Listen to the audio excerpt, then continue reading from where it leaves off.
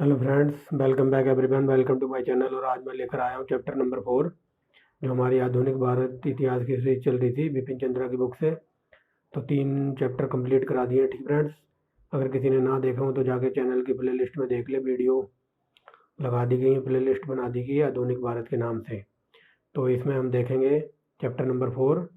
और chapter number 4 में देखेंगे ब्रिटिश भारत में प्रशासनिक गठन और सामाजिक संस्कृति नीति। ठीक फ्रेंड्स, इसमें हम देखेंगे। ठीक फ्रेंड्स, ये टोटल जो भी देखेंगे, जो भी कानून वगैरह हमारे देश में लागू हुए थे उस टाइम, जो आज भी हैं। ठीक फ्रेंड्स, तो उसके बारे में देखेंगे। जैसा कि इस चैप्टर की झलक मैंने आपको पीछे बता दी थी कि हमारे देश में पुलिस प्रशासन, जो न्यायिक तहसील वगैरह है, और जो पुलिस और ये सिविल सेवा जो यूपीएससी वगैरह जो सब देन है, तो ये एक व्यक्ति का नाम है, ये लॉर्ड कॉर्नवालिस की देन है। और ठीक फ्रेंड्स, उसी ने हमारे देश में ये कानून व्यवस्था लागू वगैरह की थी। तो चलिए देखते हैं। ठीक फ्रेंड्स, आज हम इसी चीज़ को देखेंगे कि अंग्रेजों ने हमारे भारत में क्या क्या कानून वगैरह बनाए थे। तो मैं एक बात फिर बोल दूं कि इससे पहले कि अगर किसी ने चैप्टर ना देखे हो तो आप चैनल की प्ले लिस्ट में जाओ, चैप्टर लगा दिए हैं सीक्वेंस में। ठीक फ्रेंड्स, अगर किसी को मेरी आवाज़ तेज़ लग रही हो तो वो स्लो करके देख ले हल्का। ठीक फ्रेंड्स, 1.50 पर देख ले। अगर किसी को तेज़ करनी हो तो 1.25 या 1.175 पर देख ले। और क्वालिटी 480 बेस्ट है। ठीक फ्रेंड्स, तो चलिए स्टार्ट करते हैं। और ऐसी वीडियो को देखने के लिए आप चैनल को सब्सक्राइब कर सकते हैं, वीडियो को लाइक भी कर सकते हैं। तो इसमें हम देखेंगे चैप्टर नंबर 4। ठीक फ्रेंड्स, ठीक फ्रेंड्स, तो चलिए देखते हैं नीचे से। यहाँ हमारे लिए कुछ है नहीं, यहाँ देखिए नीचे। ठीक फ्रेंड्स, यहाँ से देखते हैं भारत में ब्रिटिश प्रशासन 3 खंभों के स्तंभों पर टिका हुआ था। ठीक फ्रेंड्स, जो भारत में जो अंग्रेजी कंपनी थी या ब्रिटिश शासन था वो 3 खंभों पर या स्तंभों पर टिका हुआ था। ठीक फ्रेंड्स, ऐसा बोल सकते हैं। पहला देखते हैं, वे थे नागरिक सेवा। ठीक फ्रेंड्स, नागरिक सेवा जिसे सिविल सर्विसेज कहते हैं, या फिर यूपीएससी पे बोल सकते हैं आप आज के टाइम पे। ठीक फ्रेंड्स, ठीक फ्रेंड्स, देखते हैं। 3 स्तंभों पर टिका हुआ था ब्रिटिश शासन, वो थे नागरिक सेवा यानी कि सिविल सर्विसेज। पहला स्तंभ था सिविल सर्विसेज यानी कि नागरिक सेवा। ठीक फ्रेंड्स, दूसरा था सेना और तीसरा था पुलिस। तीनों स्तंभ हो गए। अब आगे देखते हैं कानून और व्यवस्था के अभाव में। ठीक फ्रेंड्स, कानून और व्यवस्था के अभाव में ब्रिटिश सौदागर और कंपनी भी निर्माता अपनी वस्तुओं को भारत के कोने कोने में बेचने के लिए उम्मीद नहीं रख सकते थे। ठीक फ्रेंड्स, आगे देखते हैं, समझ आ गया होगा। ठीक फ्रेंड्स, अब देखेंगे नागरिक सेवा। पहला स्तंभ को देखेंगे, नागरिक सेवा यानी कि सिविल सर्विसेज, या फिर आप यूपीएससी भी बोल सकते हैं। ठीक फ्रेंड्स, नागरिक सेवा या सिविल सर्विसेज का जन्मदाता लॉर्ड कॉर्नवालिस को माना जाता है। ये मैंने सब आपको पिछली वीडियो में भी बताया हुआ था, और ये हजारों बार क्वेश्चन पूछा गया है। ठीक फ्रेंड्स, आप याद रखना लॉर्ड कॉर्नवालिस का नाम। ठीक फ्रेंड्स, पहली लाइन होगी। हम नीचे चलते हैं, आगे देखिए। लॉर्ड कॉर्नवालिस 1786 में भारत का गवर्नर जनरल बनकर आया। ठीक फ्रेंड्स, ठीक फ्रेंड्स, कॉर्नवालिस 1786 में भारत का गवर्नर जनरल बनकर आया था, मगर उसने महसूस किया कि कंपनी के कर्मचारी तब तक ईमानदार और कुशलतापूर्वक काम नहीं कर सकते जब तक उन्हें पर्याप्त वेतन ना दिए जाए। ठीक फ्रेंड्स, उसने महसूस किया होगा, उसको फीलिंग आई होगी कि कंपनी के जो कर्मचारी वगैरह हैं वो ईमानदार और कुशलतापूर्वक काम तब तक नहीं कर सकते जब तुमको अच्छी पेमेंट या अच्छी सैलरी वगैरह नहीं दी जाए। ठीक फ्रेंड, इसलिए उसने निजी व्यापार और अफसरों के द्वारा नजराने और घूस लिए जाने के खिलाफ सख्त कानून बनाए। ठीक फ्रेंड, जो भी निजी व्यापार कर रहे थे, प्राइवेट कंपनियां वगैरह होंगी, उनके अफसर, और वो अफसर घूस और नजराने यानी कि गिफ्ट वगैरह लेते होंगे, तो उनसे निपटने के लिए इन्होंने सख्त कानून बनाए थे। किसने? कॉर्नवालिस ने। ठीक फ्रेंड, कॉर्नवालिस ने यह भी निर्धारित किया कि नागरिक सेवा पदोन्नति, ठीक फ्रेंड, पदोन्नति वरिष्ठता के आधार पर होगी, जिसके जिससे उसके सदस्य बाहरी प्रभाव से मुक्त रहे। ठीक फ्रेंड, इसने ये कहा था कि जो नागरिक सेवा होगी उसमें मतलब जो भी वेल एक्सपीरियंस या वरिष्ठ संबंधा होगा, ठीक फ्रेंड, उसी के आधार पर उसकी पदोन्नति वगैरह होगी, जिससे उसके सदस्य बाहरी प्रभाव से मुक्त रहे। ठीक फ्रेंड्स, यानी कि बाहरी कोई, मान लो कोई बाहर का व्यक्ति आकर मतलब बढ़िया पोस्ट पे ना बैठ सके, इसलिए उसने ये कहा था कि इसमें जो भी प्रमोशन वगैरह होगी, जो पदोन्नति होगी, वो वरिष्ठता के आधार पर, यानी कि जो वरिष्ठ, नॉर्मल सी बात है, अगर कोई भी बंदा वरिष्ठ है तो उसके पास वेल एक्सपीरियंस होगा किसी भी फील्ड का। ठीक फ्रेंड्स, तो इसी ने ये कहा था कि जो भी वेल एक्सपीरियंस बंदा होगा उसके हिसाब से प्रमोशन वगैरह लेगा, ना कि कोई बाहरी व्यक्ति आकर इनके पदों पर आकर नियुक्त हो सके। ठीक फ्रेंड्स, आगे चलते हैं, आगे देखें।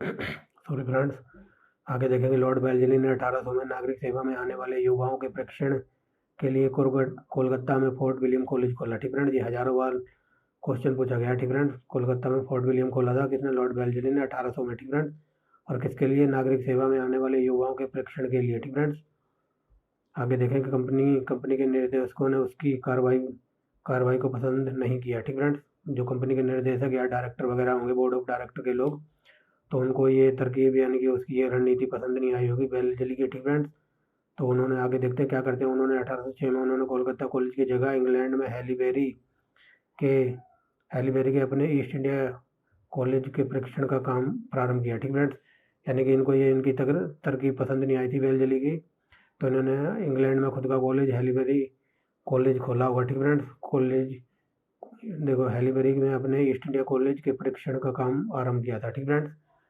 मतलब इंडिया में जो ये खोला गया था ये इसे पसंद नहीं आ रहा था, इसके लिए इन्होंने इंग्लैंड में हैलीबेरी जो ईस्ट इंडिया कॉलेज था इसमें छात्रों को प्रशिक्षण देना आरंभ कर दिया था। ठीक फ्रेंड्स, आगे देखेंगे 1853 तक नागरिक सेवा में सारी नियुक्तियां ईस्ट इंडिया कंपनी के निर्देशक करते थे। ठीक फ्रेंड्स, ये बात बताई जा रही है कि 1853 तक जो यूपीएससी वगैरह है या नागरिक सिविल सेवा जो भी उस टाइम बोला जाता होगा, तो उसमें किसको आईएएस बनाना, किसको आईपीएस बनाना, तो ये सारे काम कंपनी के जो डायरेक्टर थे, निर्देशक थे, वो करते थे। ठीक फ्रेंड्स, समझ गए होंगे। आगे देखते हैं अंत तोकतबा 1853 में उसे खो बैठे। ठीक फ्रेंड्स, 1853 में इनसे ये अधिकार ले लिया गया होगा।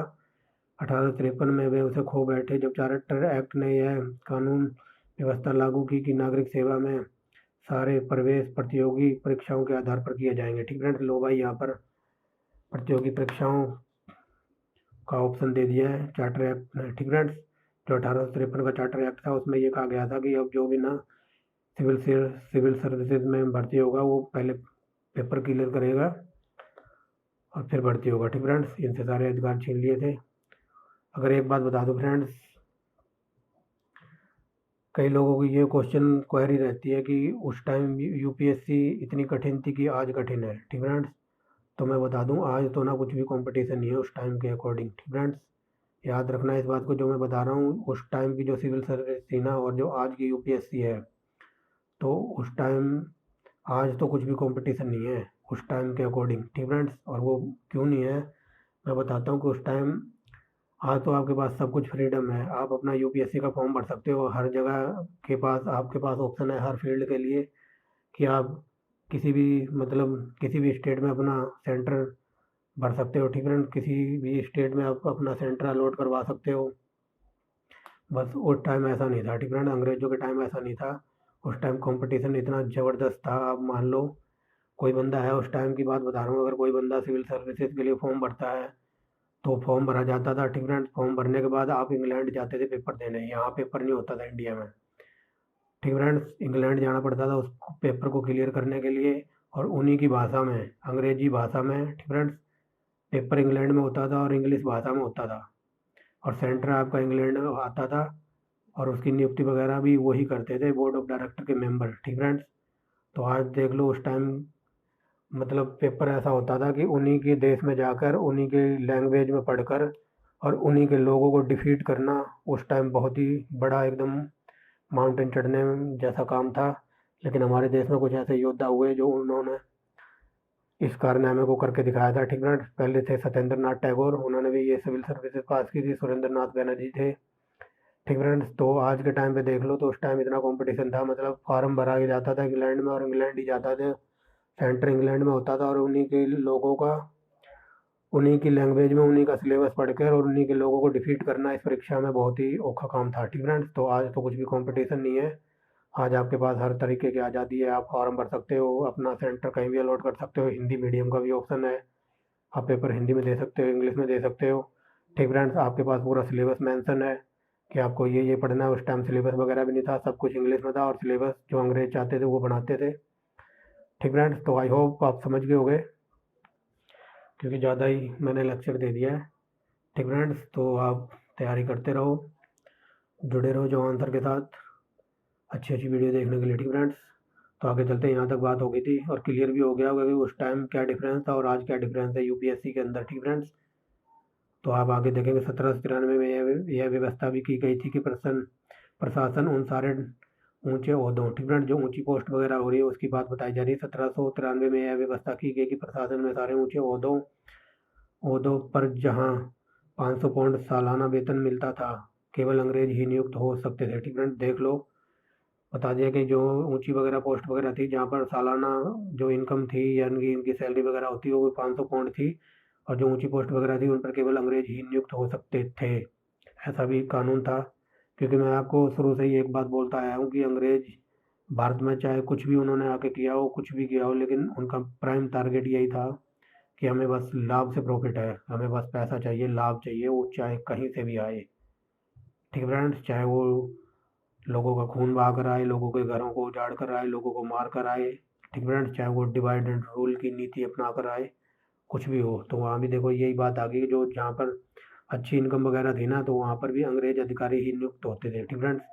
और उनकी नियुक्ति कौन करता था? बोर्ड ऑफ डायरेक्टर के मेंबर, जो मैंने अभी ऊपर पढ़ाया आपको। आगे देखेंगे, ठीक फ्रेंड्स।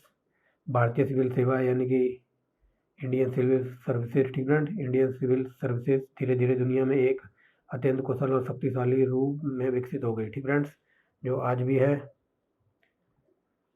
आगे देखते हैं भारतीय सिविल सेवा, ठीक फ्रेंड्स। भारतीय नागरिक सेवा या civil services, Indian civil services को बहुधा इस्पात का मखौटा कहा गया, ठीक फ्रेंड्स। जो इंडियन सिविल सर्विसेज थी उसको बहुधा इस्पात का मखौटा कहा गया, जिसने भारत में ब्रिटिश प्रशासन का पोषण किया, ठीक फ्रेंड्स, और लंबी अवधि तक इसे बनाए रखा, ठीक फ्रेंड्स। तो ये बात बताई जा रही है अंग्रेजों के बारे में कि जो सिविल सर्विसेज थी ना उसे इस्पात का मखौटा कहा गया था, और इसी ने जो सिविल सर्विसेज के मेंबर वगैरह थे, जो ऊंचे ऊंचे पद के अधिकारी थे, उन्होंने भारत पर शासन करने के लिए ब्रिटिश सरकार का पोषण किया और लंबी अवधि तक ब्रिटिश शासन को जिंदा करके रखा, ठीक फ्रेंड्स। आगे चलते हैं, आगे देखेंगे सेना, ठीक फ्रेंड्स। 3 स्तंभ थे ना, यूपीएससी, सेना और पुलिस, ठीक फ्रेंड्स। सिविल सर्विसेज, सेना और पुलिस, ठीक फ्रेंड्स। आगे देखिए, यहाँ से आप सेना को देख रहे हैं। भारत में ब्रिटिश राज का दूसरा महत्वपूर्ण स्तंभ के रूप में सेना थी, उसमें 3 महत्वपूर्ण कार्य किए, ठीक फ्रेंड्स। सेना के 3 महत्वपूर्ण कार्य देखते हैं। वह भारतीय शक्तियों को जीतने के लिए औजार बनी रही, कौन? सेना, ठीक फ्रेंड्स। क्योंकि इनकी सेना A1 क्वालिटी की थी, बेस्ट क्वालिटी की थी, उसी की बात हो रही है। वह भारतीय शक्तियों को जीतने के लिए या भारतीयों को रौंदने के लिए इंग्लैंड की जीत का हथियार बनी रही या फिर अंग्रेजों की जीत का हथियार बनी रही, ठीक फ्रेंड्स। आगे चलते हैं, उसने विदेशी प्रतिबंधियों यानी कि जो विदेशी वगैरह और आए थे ना, डच और ये हॉलैंड से और ये फ्रांसीसी वगैरह, उनकी बात हो रही है। उसने विदेशी प्रतिबंधियों से भारत में ब्रिटिश साम्राज्य की रक्षा की, ठीक फ्रेंड्स। जैसे पुर्तगाली और फ्रांसीसी डच वगैरह आए होंगे तो वो विदेशी प्रतिबंधी थे, किनके? अंग्रेजों के। तो उन्होंने उनकी रक्षा की थी भारत में सेना ने, ठीक फ्रेंड्स। समझ रहे होगे, सिंपल भाषा में लिखा हुआ है। आगे चलते हैं, वर्तमान आंतरिक विद्रोह के खतरे से ब्रिटिश प्रभुसत्ता को बचाए रखा। आगे देखें, कंपनी की अधिकांश सेना भारतीय सिपाहियों की थी, ठीक फ्रेंड्स। कंपनी की जो अधिकांश सेना थी उसमें भारतीय सिपाही बहुत ही बड़ी मात्रा में थे, बहुत ही बड़ा नंबर था इनकी सेना में इंडिया का, ठीक फ्रेंड, इंडिया के लोगों का। आगे देखते हैं, अब देखिए वो नंबर कितना था, अब क्लियर हो जाएगा। 1857 में कंपनी की फौजों में, ठीक फ्रेंड, जो 1857 की कंपनी की फौजों में 3,11,400 सैनिक थे, ठीक फ्रेंड्स। ये अमाउंट याद रखना, 3,11,400 सैनिक थे, जिसमें से 2,65,090 सैनिक भारतीय थे, ठीक फ्रेंड्स। देख लो कितने बड़ी संख्या में हमारे जो लोग थे वो ब्रिटिश सेना में काम करते थे, और ये काम नहीं करते थे, अच्छी खासी गुलामी करते थे, जैसे नमक हलाली वगैरह कहा जाता है, मतलब फुल पानी वगैरह मारते होंगे, जिसे नमक हलाली या फिर तलवे चाटना भी कहा जाता है, ठीक फ्रेंड्स। ये बहुत ही A1 क्वालिटी के नमक हलाली करते थे उस टाइम, ठीक फ्रेंड्स। देखते हैं आगे, यहाँ तक हो गया था ना। 3,11,400 सैनिक थे, उसमें लगभग भारत का हिस्सा 2,65,900 थे, भारतीय थे, ठीक फ्रेंड्स। मगर उनके अफसर निश्चित रूप से कॉर्नवालिस के सामने, ठीक फ्रेंड्स, सामने नहीं है, जमाने, ठीक फ्रेंड्स, मगर उनके अफसर निश्चित रूप से कॉर्नवालिस के जमाने से केवल अंग्रेज ही होते थे, ठीक फ्रेंड्स। जो इनके जो ये तो सैनिक वगैरह थे, मतलब कोई हवलदार होगा, कोई कुछ होगा, लेकिन जो A1 क्वालिटी के जो उच्च कोटि के ऑफिसर थे ना, वो कॉर्नवालिस के ज़माने से अंग्रेज ही होते थे, ठीक फ्रेंड्स। आगे चलते हैं, 1856 में सेना में केवल 3 भारतीय ऐसे थे, ठीक फ्रेंड्स। अब उन 3 भारतीयों की बात बताई जा रही है जिनको 300 रुपये प्रति माह वेतन मिलता था, ठीक फ्रेंड्स। इनकी सेना का वेतन जो भारतीय थे जो ऊंची पोस्ट वगैरह पे होंगे, उनका वेतन था 300 रुपये प्रति महीना। आप देख लेते हैं कौन कौन सा वो पोस्ट थी। ठीक फ्रेंड्स, यहाँ तक हो गया था ना। और देखेंगे सबसे ऊंचा भारतीय अफसर सूबेदार था। ठीक फ्रेंड्स, जो सबसे ऊंचा भारतीय अफसर था, जो सूबेदार था, जो आज के टाइम पे मुंशी वगैरह कह दिया जाता है। ठीक फ्रेंड्स, मुंशी वगैरह होता है ना हर थाने में, तो वो सबसे उस टाइम का ऊंचा पोस्ट वगैरह होगा। और इसकी सैलरी थी 300 रुपये। बड़ी संख्या में भारतीय सैनिकों को काम ठीक फ्रेंड्स, बड़ी संख्या में भारतीय सैनिकों को काम पर लगाना पड़ता था, क्योंकि ब्रिटिश सैनिक अपेक्षाकृत अधिक खर्चीले थे। ठीक फ्रेंड्स, मतलब भारतीय लोगों की एक बात पक्की थी, अगर इनको कम वेतन भी दिया जाता था ना, तो ये काम करने के लिए अड़ जाते थे, काम करते थे। क्योंकि अंग्रेजी जो अंग्रेज वगैरह थे, वो अंग्रेजों को ज़्यादा भर्ती इसलिए नहीं करते कि क्योंकि अंग्रेज सेना वगैरह में भर्ती होंगे तो वो बहुत सारा खर्च करते थे और खर्चीले भी थे, इसलिए ज़्यादातर अंग्रेजों के अकॉर्डिंग भारतीयों को ज़्यादा प्रेफर दिया गया था उस टाइम। ठीक फ्रेंड, और सबसे ऊंचा पद था सूबेदार, और सूबेदार की सैलरी थी 300 रुपये। ठीक फ्रेंड, क्योंकि ज़्यादा अंग्रेजों को भर्ती नहीं करना पड़ता था, क्योंकि अंग्रेज अपेक्षाकृत ज़्यादा खर्चीले थे। ठीक फ्रेंड, थोड़ी तेज़ बोल रहा हूँ मैं, क्योंकि ये वीडियो इस चैप्टर को इसी वीडियो में कंप्लीट करना है। ठीक फ्रेंड्स, तो हिंदी में लिखा हुआ है, समझ आ रहा होगा। अब देखेंगे मुट्ठी भर विदेशी। ठीक फ्रेंड्स, अब अंग्रेजों की बात बताई जा रही है। मुट्ठी भर विदेशी विदेशी ऐसी फौज के जरिए भारत को जीतने और नियंत्रण करने में सफल रहे, जिसमें भारतीयों का ही बहुमत था। ठीक फ्रेंड्स, यहाँ बताया जा रहा है कि जो मुट्ठी भर विदेशी थे ना, वो भारत की फौज भारत की फौज बनाकर भारत को जीतने और भारत पर अपनी प्रभुसत्ता नियंत्रण करने में सफल इसलिए रहे। ठीक फ्रेंड्स, इसलिए रहे क्योंकि जिसमें भारतीयों का बहुमत बहुत था। ठीक फ्रेंड्स, मैंने बात बता दी है कि भारत पर अपना नियंत्रण करने में या कंट्रोल बनाने में वो इसलिए सफल रहे थे क्योंकि उनकी सेना में ज़्यादातर भारतीय थे। ठीक फ्रेंड्स, आगे देखेंगे। यहाँ तक हो गया ना। ऐसा दो कारणों से संभव होता था। ठीक फ्रेंड, ऐसा दो कारणों से संभव होता था। उस समय देश में आधुनिक राष्ट्रीयता का अभाव था। ठीक फ्रेंड, ऐसा दो कारणों से संभव हुआ कि मुट्ठी भर अंग्रेज हमारे देश को जीतने में और हमारे देश पर लंबा शासन करने में कामयाब इसलिए रहे क्योंकि उसके दो कारण थे। क्योंकि उस टाइम देश में आधुनिक राष्ट्रीयता का अभाव था, क्यों कोई मतलब राष्ट्रीय एकता नहीं होगी। ठीक फ्रेंड, सब गुटों में बटे हुए थे, सब लड़ाइयाँ वगैरह चलती थी। ठीक फ्रेंड्स, तो सब एकजुट नहीं हो पाए उस टाइम, और इतना दिमाग वगैरह भी नहीं होगा क्योंकि उस टाइम रोटी के बहुत लाले पड़े हुए थे। ठीक फ्रेंड्स, जहाँ जिनको काम मिल जाता था तो वो लग जाते थे, तो और इसी का अंग्रेजों ने फायदा उठाया। ठीक फ्रेंड्स, क्योंकि राष्ट्रीय एकता का अभाव था, सब अपने मार काट में लगे हुए थे, सबको कुछ ना कुछ हड़पना था, तो इस वजह से राष्ट्रीय एकता नहीं पनप पाई होगी। और दूसरा कारण देखते हैं। दूसरी ओर भारतीय सैनिकों की यह बड़ी पुरानी परंपरा रही थी। ठीक फ्रेंड्स, दूसरी ओर भारतीय सैनिकों की यह बड़ी पुरानी परंपरा रही थी, वह जिससे वेतन पाएं ठीक है, वह जिससे वेतन पाएं उसकी निष्ठापूर्वक सेवा करते थे, और इसे ही नमक हलाली कहा जाता है। जो मैंने ऊपर अभी बताया है कि भारतीय सेना के जितने भी सेना में कर्मचारी वगैरह थे, वो जिससे वेतन पाते थे, यानी कि अंग्रेज उनको सैलरी वगैरह देते होंगे, तो उनकी निष्ठापूर्वक सेवा करते थे। ठीक फ्रेंड्स, और इसे आमतौर पर नमक हलाली कहा जाता था। ठीक फ्रेंड्स, जब 1857 की क्रांति हुई थी, तो मैं एक बात बता दूं। ठीक फ्रेंड्स, कुछ ज़्यादा ही अगर आपको डीप में ले जाऊँ ना, तो आप थोड़ी देर सुन लो मुझे। ठीक फ्रेंड्स, एक इंटरेस्टिंग बात बताता हूँ। जब 1857 की बात आई है तो मैं अभी बता देता हूँ, लेकिन इससे अगला चैप्टर 1857 का ही है, तो वहाँ बता दूँ तो ठीक रहेगी। लेकिन यहाँ भी आप सुन लीजिए। जो 1857 की क्रांति हुई थी ना, तो उसमें सबसे मेन कारण था कि उसमें कोई राष्ट्रीय एकता वगैरह जागरूक नहीं हो पाई थी, क्योंकि जो थोड़ी बहुत पनपी थी राष्ट्रीय एकता, वो कुछ हमारे भारतीय गद्दारों ने तो इन्फॉर्म कर दिया था अंग्रेजों को। ठीक फ्रेंड, और सबसे पहले दिल्ली पर कब्जा किया गया, और दिल्ली का दिल्ली पर कब्जा किया गया, क्योंकि उस टाइम जो हमारे जो मेन सर्कल था, जो पूरे आंदोलन की बागडोर थी, वो थी बहादुर शाह जफर द्वितीय के हाथ में। ठीक फ्रेंड्स, और उसी को उन्होंने बादशाह घोषित किया हुआ था। सबसे मेन बड़ी गलती तो यही थी कि उसको बादशाह घोषित कर दिया, क्योंकि वो 82 साल का बूढ़ा एक व्यक्ति था। ठीक फ्रेंड्स, कई बार क्वेश्चन ये बनाया कि 1857 की क्रांति का नेतृत्व किसने किया था सेंट्रल लेवल पे, तो वो किया था बहादुर शाह द्वितीय ने, जो कि मुगल बादशाह था। ठीक फ्रेंड्स, तो क्या कहते हैं, और कई बार क्वेश्चन इनसे जो विभिन्न विभिन्न क्षेत्र थे वहाँ से नेतृत्वकर्ता के लिए क्वेश्चन बनाए। जैसे दिल्ली में पूछा जाता है, तो दिल्ली में तो बहादुर शाह जफर ही थे। ठीक है, अगर लखनऊ से पूछा जाता है तो बेगम हजरत महल थी।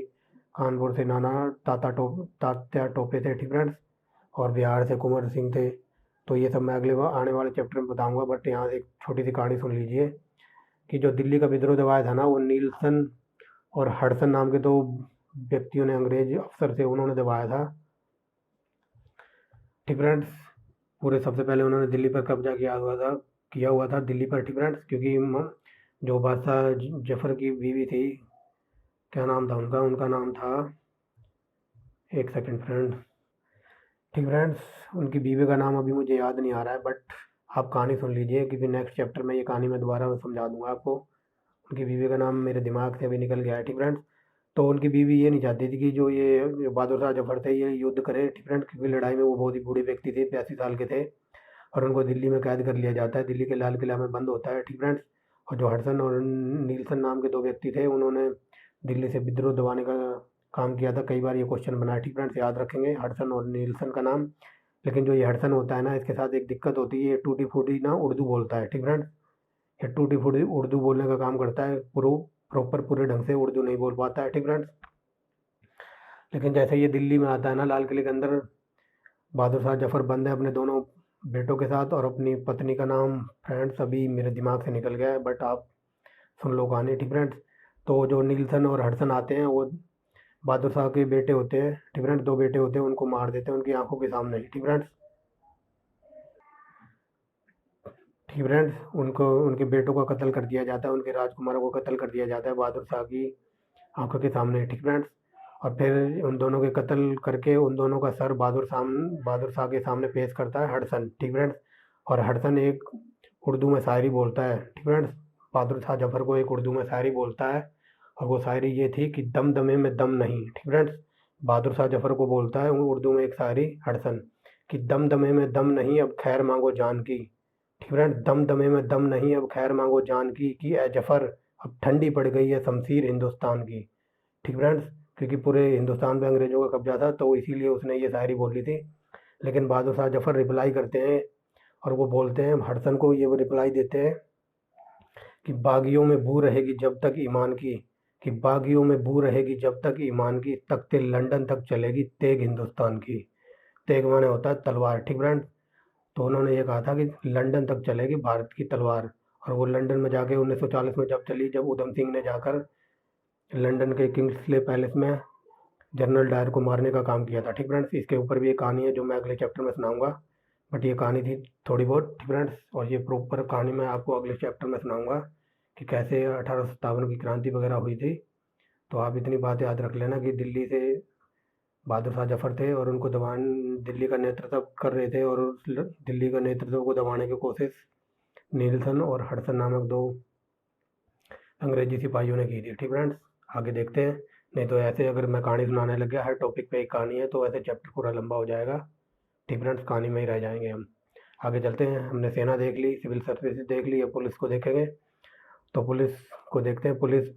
पुलिस ब्रिटिश शासन का तीसरा स्तंभ थी। ठीक फ्रेंड्स, पुलिस ब्रिटिश प्रशासन का तीसरा स्तंभ थी, और उसका सृजन करने वाला भी कॉर्नवालिस ही था। ठीक फ्रेंड्स, मैंने पहले ही शुरू में चैप्टर शुरू होने से पहले ही बताया था, और पिछली वीडियो में ये बताया था कि भारत में पुलिस, न्यायालय, कोर्ट, तहसील, कचहरी, सिविल सर्विसेज या यूपीएससी, ये सब कुछ कॉर्नवालिस ही करता धरता है इसका। ठीक फ्रेंड्स, उसमें आगे देखेंगे। ठीक फ्रेंड्स, उसने जमींदारों को पुलिस कार्यों से मुक्त कर दिया। ठीक फ्रेंड्स, उसने जमींदारों को पुलिस कार्यों से मुक्त कर दिया, और कानून व्यवस्था बनाए रखने के लिए नियमित पुलिस दल की स्थापना की। ठीक फ्रेंड्स, दिखाई नहीं दे रहा हुआ, क्यों नहीं दिखाई दे रहा, क्योंकि नेक्स्ट पेज पे है। ठीक फ्रेंड्स, यहाँ से था ना, कानून व्यवस्था बनाए रखने के लिए एक नियमित रूप से पुलिस दल की स्थापना की थी। ठीक फ्रेंड्स, की आगे देखते हैं। उस समय तक ब्रिटेन में पुलिस व्यवस्था विकसित नहीं थी। ठीक फ्रेंड्स, देख लीजिए, सबसे पहले हमारे देश में पुलिस व्यवस्था विकसित की थी कॉर्नवालिस ने। उस समय इंग्लैंड में भी पुलिस वगैरह नहीं थी। आगे देखेंगे, कॉर्नवालिस ने थानों की व्यवस्था स्थापित की। ठीक फ्रेंड्स, ये थाने या पुलिस स्टेशन कह लो, इनको आप बने हुए देखते हो, ये सब कॉर्नवालिस की देन है। हर थाने का प्रधान दरोगा होता था, जो आज भी होता है। ठीक फ्रेंड्स, जो भारतीय होता था। ठीक फ्रेंड्स, हर थाने का प्रधान दरोगा होता था, जो भारतीय होता था। बाद में पुलिस के जिला सुपरिटेंडेंट यानी कि अध्यक्ष। ठीक फ्रेंड्स, बाद में पुलिस के जिला सुपरिटेंडेंट का पद बनाया गया। ठीक फ्रेंड्स, अब देखते हैं सुपरिटेंडेंट क्या करता था। सुपरिटेंडेंट जिले के पुलिस संगठन का प्रधान होता था। पुलिस में भी भारतीयों को सभी ऊंचे ओहदों से अलग किया रखा गया। ठीक फ्रेंड्स, जो पुलिस सुपरिटेंडेंट वगैरह जो A1 क्वालिटी की जो पोस्ट होती थी ना पुलिस में भी, उसमें भी भारतीयों को ऊंचे ओहदों से अलग रखा गया था, यानी कि तुम निचली पोस्ट पे रहोगे। ठीक फ्रेंड, निचले ही पद पर रहोगे या नीचे ही ओहदे पर रहोगे। जो ऊंची पोस्टें थी वो किसके लिए रिजर्व थी? अंग्रेजों के लिए। ठीक फ्रेंड्स, आगे देखेंगे अलग रखा गया। गांव में पुलिस की जिम्मेदारियों को चौकीदार निभाते थे। ठीक फ्रेंड, गांव में पुलिस की जिम्मेदारियों को चौकीदार निभाते थे, जिनका भरण पोषण गांव वाले ही करते थे। ठीक फ्रेंड, पुलिस धीरे धीरे डकैती जैसे अपराधों को कम करने में सफल हो गई। पुलिस ने विदेशी नियंत्रण के विरुद्ध ठीक फ्रेंड, पुलिस ने विदेशी नियंत्रण के विरुद्ध षड्यंत्रों को भी रोका। ठीक फ्रेंड, मुझे तो लोचा याद आ रहा है। ठीक फ्रेंड, षड्यंत्रों को भी रोका। और जब राष्ट्रीय आंदोलन का उदय ठीक फ्रेंड, जब राष्ट्रीय आंदोलन का उदय हुआ था, यानी कि जब 1857 की क्रांति हुई उसका बात बताई जा रही है। जब राष्ट्रीय आंदोलन का उदय हुआ तब पुलिस का इस्तेमाल करके ही इसे दबाने में पुलिस का प्रयोग किया गया था। ठीक फ्रेंड, जब राष्ट्रीय आंदोलन का उदय हुआ तब पुलिस का इस्तेमाल उसे दबाने के लिए पुलिस का प्रयोग किया गया था। ठीक फ्रेंड, राष्ट्रीय आंदोलन को दबाने के लिए पुलिस का प्रयोग किया गया था। ये देखिए अब दिखाई दे रहा होगा। ठीक फ्रेंड्स, ये यहाँ पर लिखा हुआ प्रयोग किया गया था। ठीक फ्रेंड्स, आगे देखते हैं। आगे देखेंगे न्यायिक गठबंधन। ठीक फ्रेंड्स, तो न्यायिक गठबंधन पर देखते हैं। दीवानी और फौजदारी कचहरियों को श्रेणीबद्ध संगठन के जरिए न्याय प्रदान करने की व्यवस्था को वारन हेस्टिंग ने आरंभ किया। ठीक फ्रेंड्स, जो दीवानी न्याय और फौजदारी कचहरियों का श्रेणीबद्ध गठन के जरिए न्याय प्रदान करने की एक नई व्यवस्था को यहाँ लिखा हुआ को वारन हेस्टिंग ने आरंभ किया। ठीक फ्रेंड्स, बट ये ज़्यादा दिन तक चलती नहीं है। ठीक फ्रेंड्स, आगे देखते हैं। मगर कॉर्नवालिस ने 1793 में इसे सुदृढ़ यानी कि मजबूत बनाया। हर जिले में एक दीवानी अदालत कायम की गई जिसका प्रमुख जिला जज होता था। ठीक फ्रेंड्स, जो इसने वारन हेस्टिंग ने बनाई थी ना, ये प्रॉपर ढंग से चल नहीं पा रही थी। तब मगर कॉर्नवालिस ने आया, यहाँ भी उसने अपना दिमाग लगाया। ठीक फ्रेंड्स, और उसे बहुत ही मजबूती से सुदृढ़ बनाया। हर जिले में एक दीवानी अदालत कायम की गई जिसका प्रमुख प्रधान जज होता था, जो जो नागरिक सेवा का सदस्य होता था। नागरिक सेवा यानी कि सिविल सर्विसेज का कोई IAS वगैरह होता था, वो बात बताई जा रही है। इस तरह कॉर्नवालिस ने दीवानी जज और कलेक्टर के ओहदों को अलग अलग कर दिया। ठीक फ्रेंड्स, इस तरह कॉर्नवालिस ने दीवानी जज मतलब जज और कलेक्टर जो IAS वगैरह होते हैं उनको पद को अलग अलग कर दिया था। जिला अदालतों के फैसले। ठीक फ्रेंड्स, आगे देखते हैं। समझ तो आ रहा होगा ना फ्रेंड्स, क्योंकि मैं थोड़ी स्पीड में चल रहा हूँ और बिल्कुल शुद्ध हिंदी में लिखा हुआ है, ज़्यादा कुछ समझाने लायक है नहीं। ठीक फ्रेंड्स, फैसलों के खिलाफ अपील पहले दीवानी न्यायालय की 4 प्रांतीय अदालतों में हो सकती थी। ठीक फ्रेंड्स, जो भी क्या कहते हैं, जो भी अपील वगैरह करनी होती थी या न्याय वगैरह की करने के लिए, तो उसके लिए फैसले के खिलाफ अपील पहले दीवानी अपील की 4 प्रांतीय न्यायालयों में हो सकती थी। अपील की आखिरी सुनवाई सदर दीवानी अदालत करती थी। ठीक है, अपील की आखिरी सुनवाई सदर दीवानी अदालत ही कर सकती थी। ठीक है, जिला अदालत के नीचे रजिस्ट्रार की अदालतें होती थी। ठीक है, जैसे आज भी वो रजिस्ट्रार वगैरह बैठे होते हैं ना तहसील वगैरह में, वो बात बताई जा रही है। जिला अदालत के नीचे रजिस्ट्रार की अदालतें होती थी जिनके प्रधान यूरोपवासी होते थे। ठीक फ्रेंड्स, देख लो भारतवासियों को कोई अच्छा पद नहीं दे रहे थे उस टाइम भी। ठीक फ्रेंड्स, जो रजिस्ट्रार वगैरह थे ना तो उनके प्रधान यूरोपवासी होते थे और उनकी छोटी अदालतें थी जिसके प्रधान भारतीय जज होते थे जिन्हें मुंसिफ या अमीन कहा जाता था। ठीक फ्रेंड्स, इन वर्ड को याद रखना, कई बार ये पूछे गए हैं एग्जाम में कि मुंसिफ और अमीन कौन होता था, तो ये भारतीय प्रधान के जज होते थे। ठीक फ्रेंड्स, याद रखेंगे। न्यायिक वगैरह से संबंधित था इनका, मुंसिफ और अमीन का, ये न्यायिक प्रक्रिया से संबंधित है, याद रखना। PCS वगैरह में ऐसे मिलान करने के लिए कई बार ये पूछे जाते हैं। ठीक फ्रेंड्स, ऐसे वर्ड हो गए, आप अलग से नोट कर लिया कीजिए या फिर इनको मार्क कर लिया कीजिए। ठीक फ्रेंड्स, कहीं लिख के। ठीक फ्रेंड्स, आगे देखते हैं। फौजदारी मुकदमों का निपटारा करने के लिए कॉर्नवालिस ने बंगाल प्रेसिडेंसियों को 4 डिवीजनों में बांट दिया। ठीक फ्रेंड्स, जो फौजदारी जो मुकदमे होते थे उनको निपटारा करने के लिए इनने जो बंगाल प्रेसिडेंसी थी इसको 4 पार्ट में डिवाइड कर दिया था। उनमें से हर एक को एक क्षेत्रीय न्यायालय स्थापित कर दिया। ठीक है, उसने वो हर एक में एक क्षेत्रीय न्यायालय स्थापित कर दिया जिनके प्रधान नागरिक सेवा के लोग होते थे, यानी कि सिविल सर्विसेज के लोग होते थे। आगे देखेंगे क्षेत्रीय न्यायालय। ठीक है, क्षेत्रीय न्यायालय के फैसलों के खिलाफ सदर निजामत अदालतों में अपील की जा सकती थी। ठीक है, क्षेत्रीय न्यायालय, मान लो कोई गांव वगैरह होगा उसमें कोर्ट बना दी, तो गांव से ऊपर होता है जिला। ठीक है, फिर एक जिले स्तर पे कोर्ट बना दी, फिर एक डिस्ट्रिक्ट स्तर पे। ठीक है, ऐसा कुछ हो रहा था उस टाइम। पहले देखते हैं, क्षेत्रीय न्यायालय के फैसलों के खिलाफ सदर निजामत अदालतों में अपील की जा सकती थी।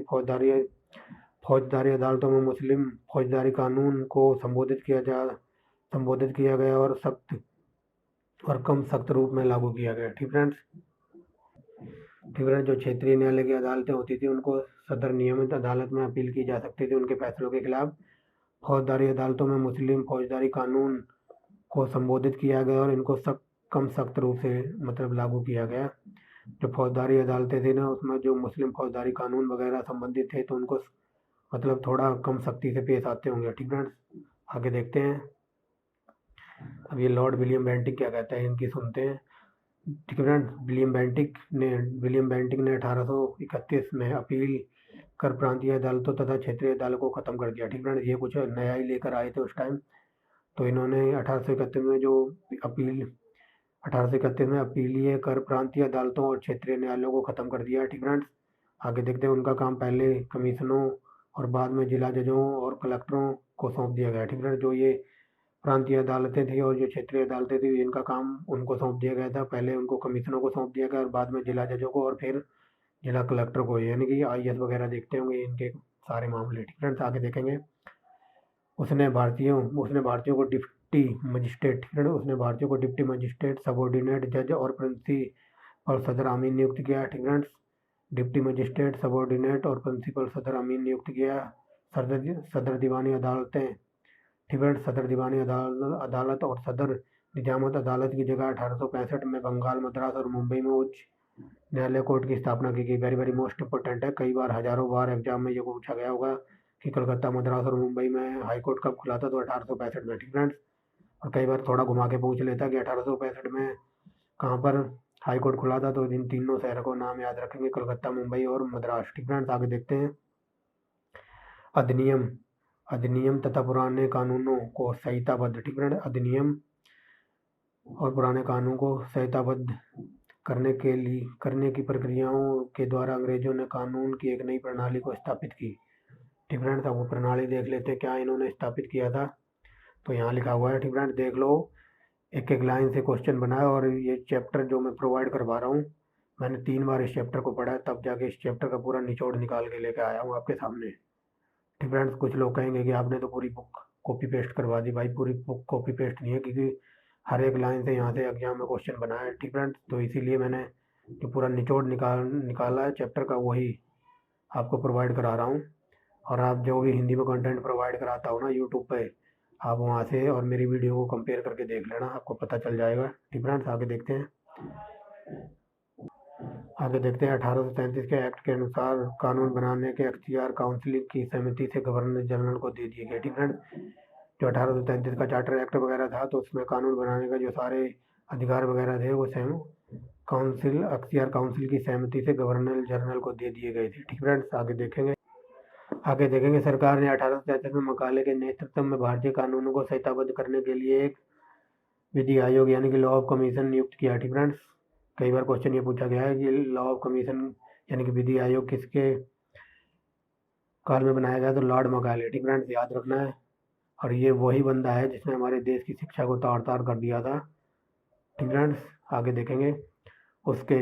उसके परिश्रम के फलस्वरूप भारतीय दंड संहिता यानी इंडियन पिनल कोड, पश्चिमी देशों से लाई गई दीवानी प्रक्रिया, दंड प्रक्रिया संहिताएं और कानून की अन्य संहिताएं आई। ठीक फ्रेंड्स, कानून की अन्य संहिताएं आई पश्चिमी यूरोप से। ठीक फ्रेंड्स, क्या क्या आया था उसके इंडियन पिनल कोड, पश्चिमी देशों से लाई गई दीवानी प्रक्रिया, दंड प्रक्रिया और कानूनों की अन्य संहिताएं आई। ठीक फ्रेंड्स, अब सारे देश में एक ही प्रकार के कानून लागू हो गए और उन्हें न्यायालयों और समरूप प्रणाली के जरिए लागू किया गया। ठीक फ्रेंड्स, आगे देखते हैं। कानून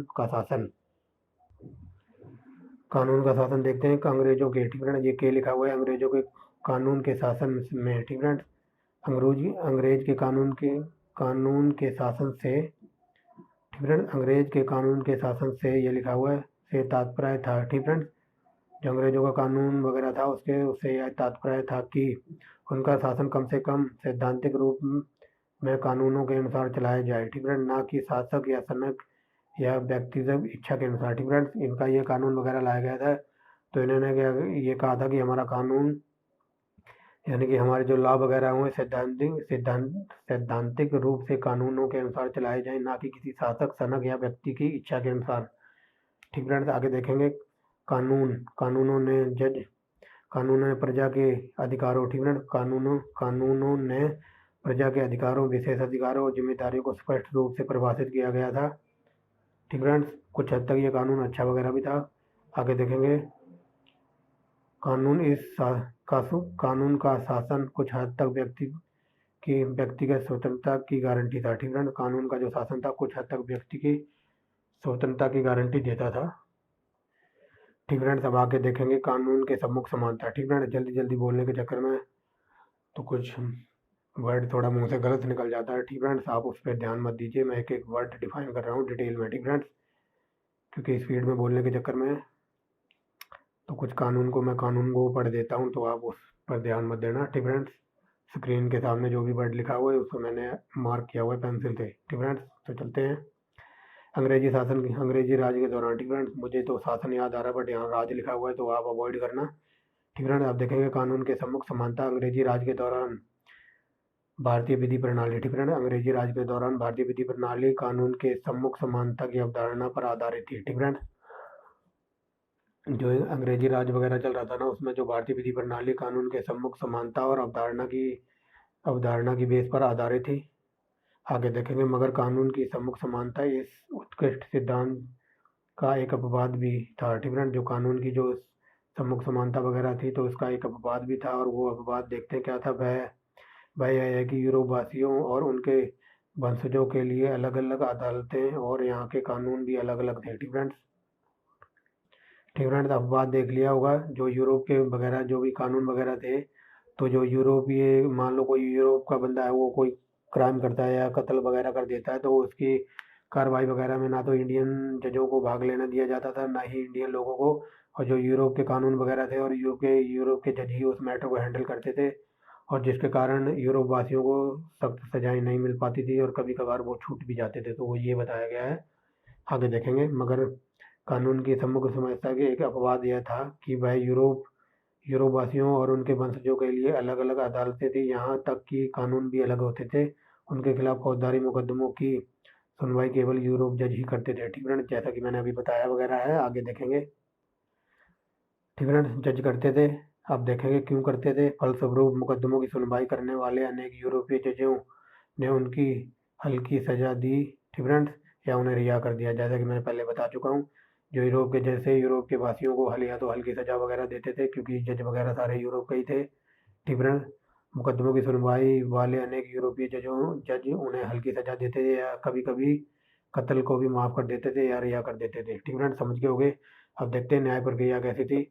न्याय काफ़ी महंगा हो गया था। ठीक फ्रेंड्स, न्याय काफ़ी महंगा हो गया क्योंकि कोर्ट फीस का भुगतान करना पड़ता था। ठीक फ्रेंड्स, वकील करने पड़ते थे और गवाहों का खर्च वगैरह पूरा करना पड़ता था। ठीक फ्रेंड्स, ये उन लोगों के लिए था, हमारे इंडिया वगैरह लोगों के लिए न्याय काफ़ी महंगा था, क्योंकि कोर्ट की फीस वगैरह भरनी पड़ती थी। ठीक फ्रेंड्स, और फिर जब वकील करने पड़ते थे उनको अलग से फीस दो, और जो भी गवाह वगैरह था तो कोर्ट का वो कहते हैं ना कि तारीख पे तारीख चलती रहती है, तब तक जो भी गवाह का खर्च वगैरह हुआ, खाना पीने का, आने जाने का, रहने सहने का, वो सब उस बंदे को ही उठाना पड़ता था जो कि कोर्ट में केस डालता था। ठीक फ्रेंड्स, गवाहों का खर्च वगैरह भी करना होता था, जो सबकी उसी के सर पे मत्थे मढ़ दिया जाता था। ठीक फ्रेंड्स, इसलिए न्याय यानी कि कानून व्यवस्था काफ़ी महंगी हो गई थी इंडिया वालों के लिए। ठीक फ्रेंड्स, अब आगे देखेंगे सामाजिक और सांस्कृतिक नीति। तो चलिए देखते हैं। 1837 तक अंग्रेजों ने देश में धार्मिक, सामाजिक और सांस्कृतिक जीवन के गैर हस्तक्षेप की नीति अपनाई। ठीक फ्रेंड्स, 1813 तक हमारे देश में अंग्रेजों ने धार्मिक, सामाजिक और सांस्कृतिक जीवन में गैर हस्तक्षेप की नीति अपनाई थी। ठीक फ्रेंड्स, बट अंग्रेज पूरे चालू थे। अब देखिए ये क्या करते हैं। अब ये धीरे धीरे हमारे धर्म, हमारी सामाजिक और संस्कृति जीवन में इंटरफेयर करना आरंभ कर देंगे। 1813 के बाद उन्होंने भारतीय समाज और संस्कृति की रूपांतरण के लिए सक्रिय कदम उठाए। ठीक फ्रेंड्स, जैसा कि मैंने बताया, अब ये हमारे धर्म में, हमारे समाज में, हमारी संस्कृति में इंटरफेयर करना शुरू कर देते हैं। तो वही बात बताया गया, सक्रिय कदम उठाए थे इन्होंने। आगे देखेंगे विज्ञान और प्रौद्योगिकी। ठीक फ्रेंड्स, विज्ञान और प्रौद्योगिकी यानी कि टेक्नोलॉजी की बात हो रही है।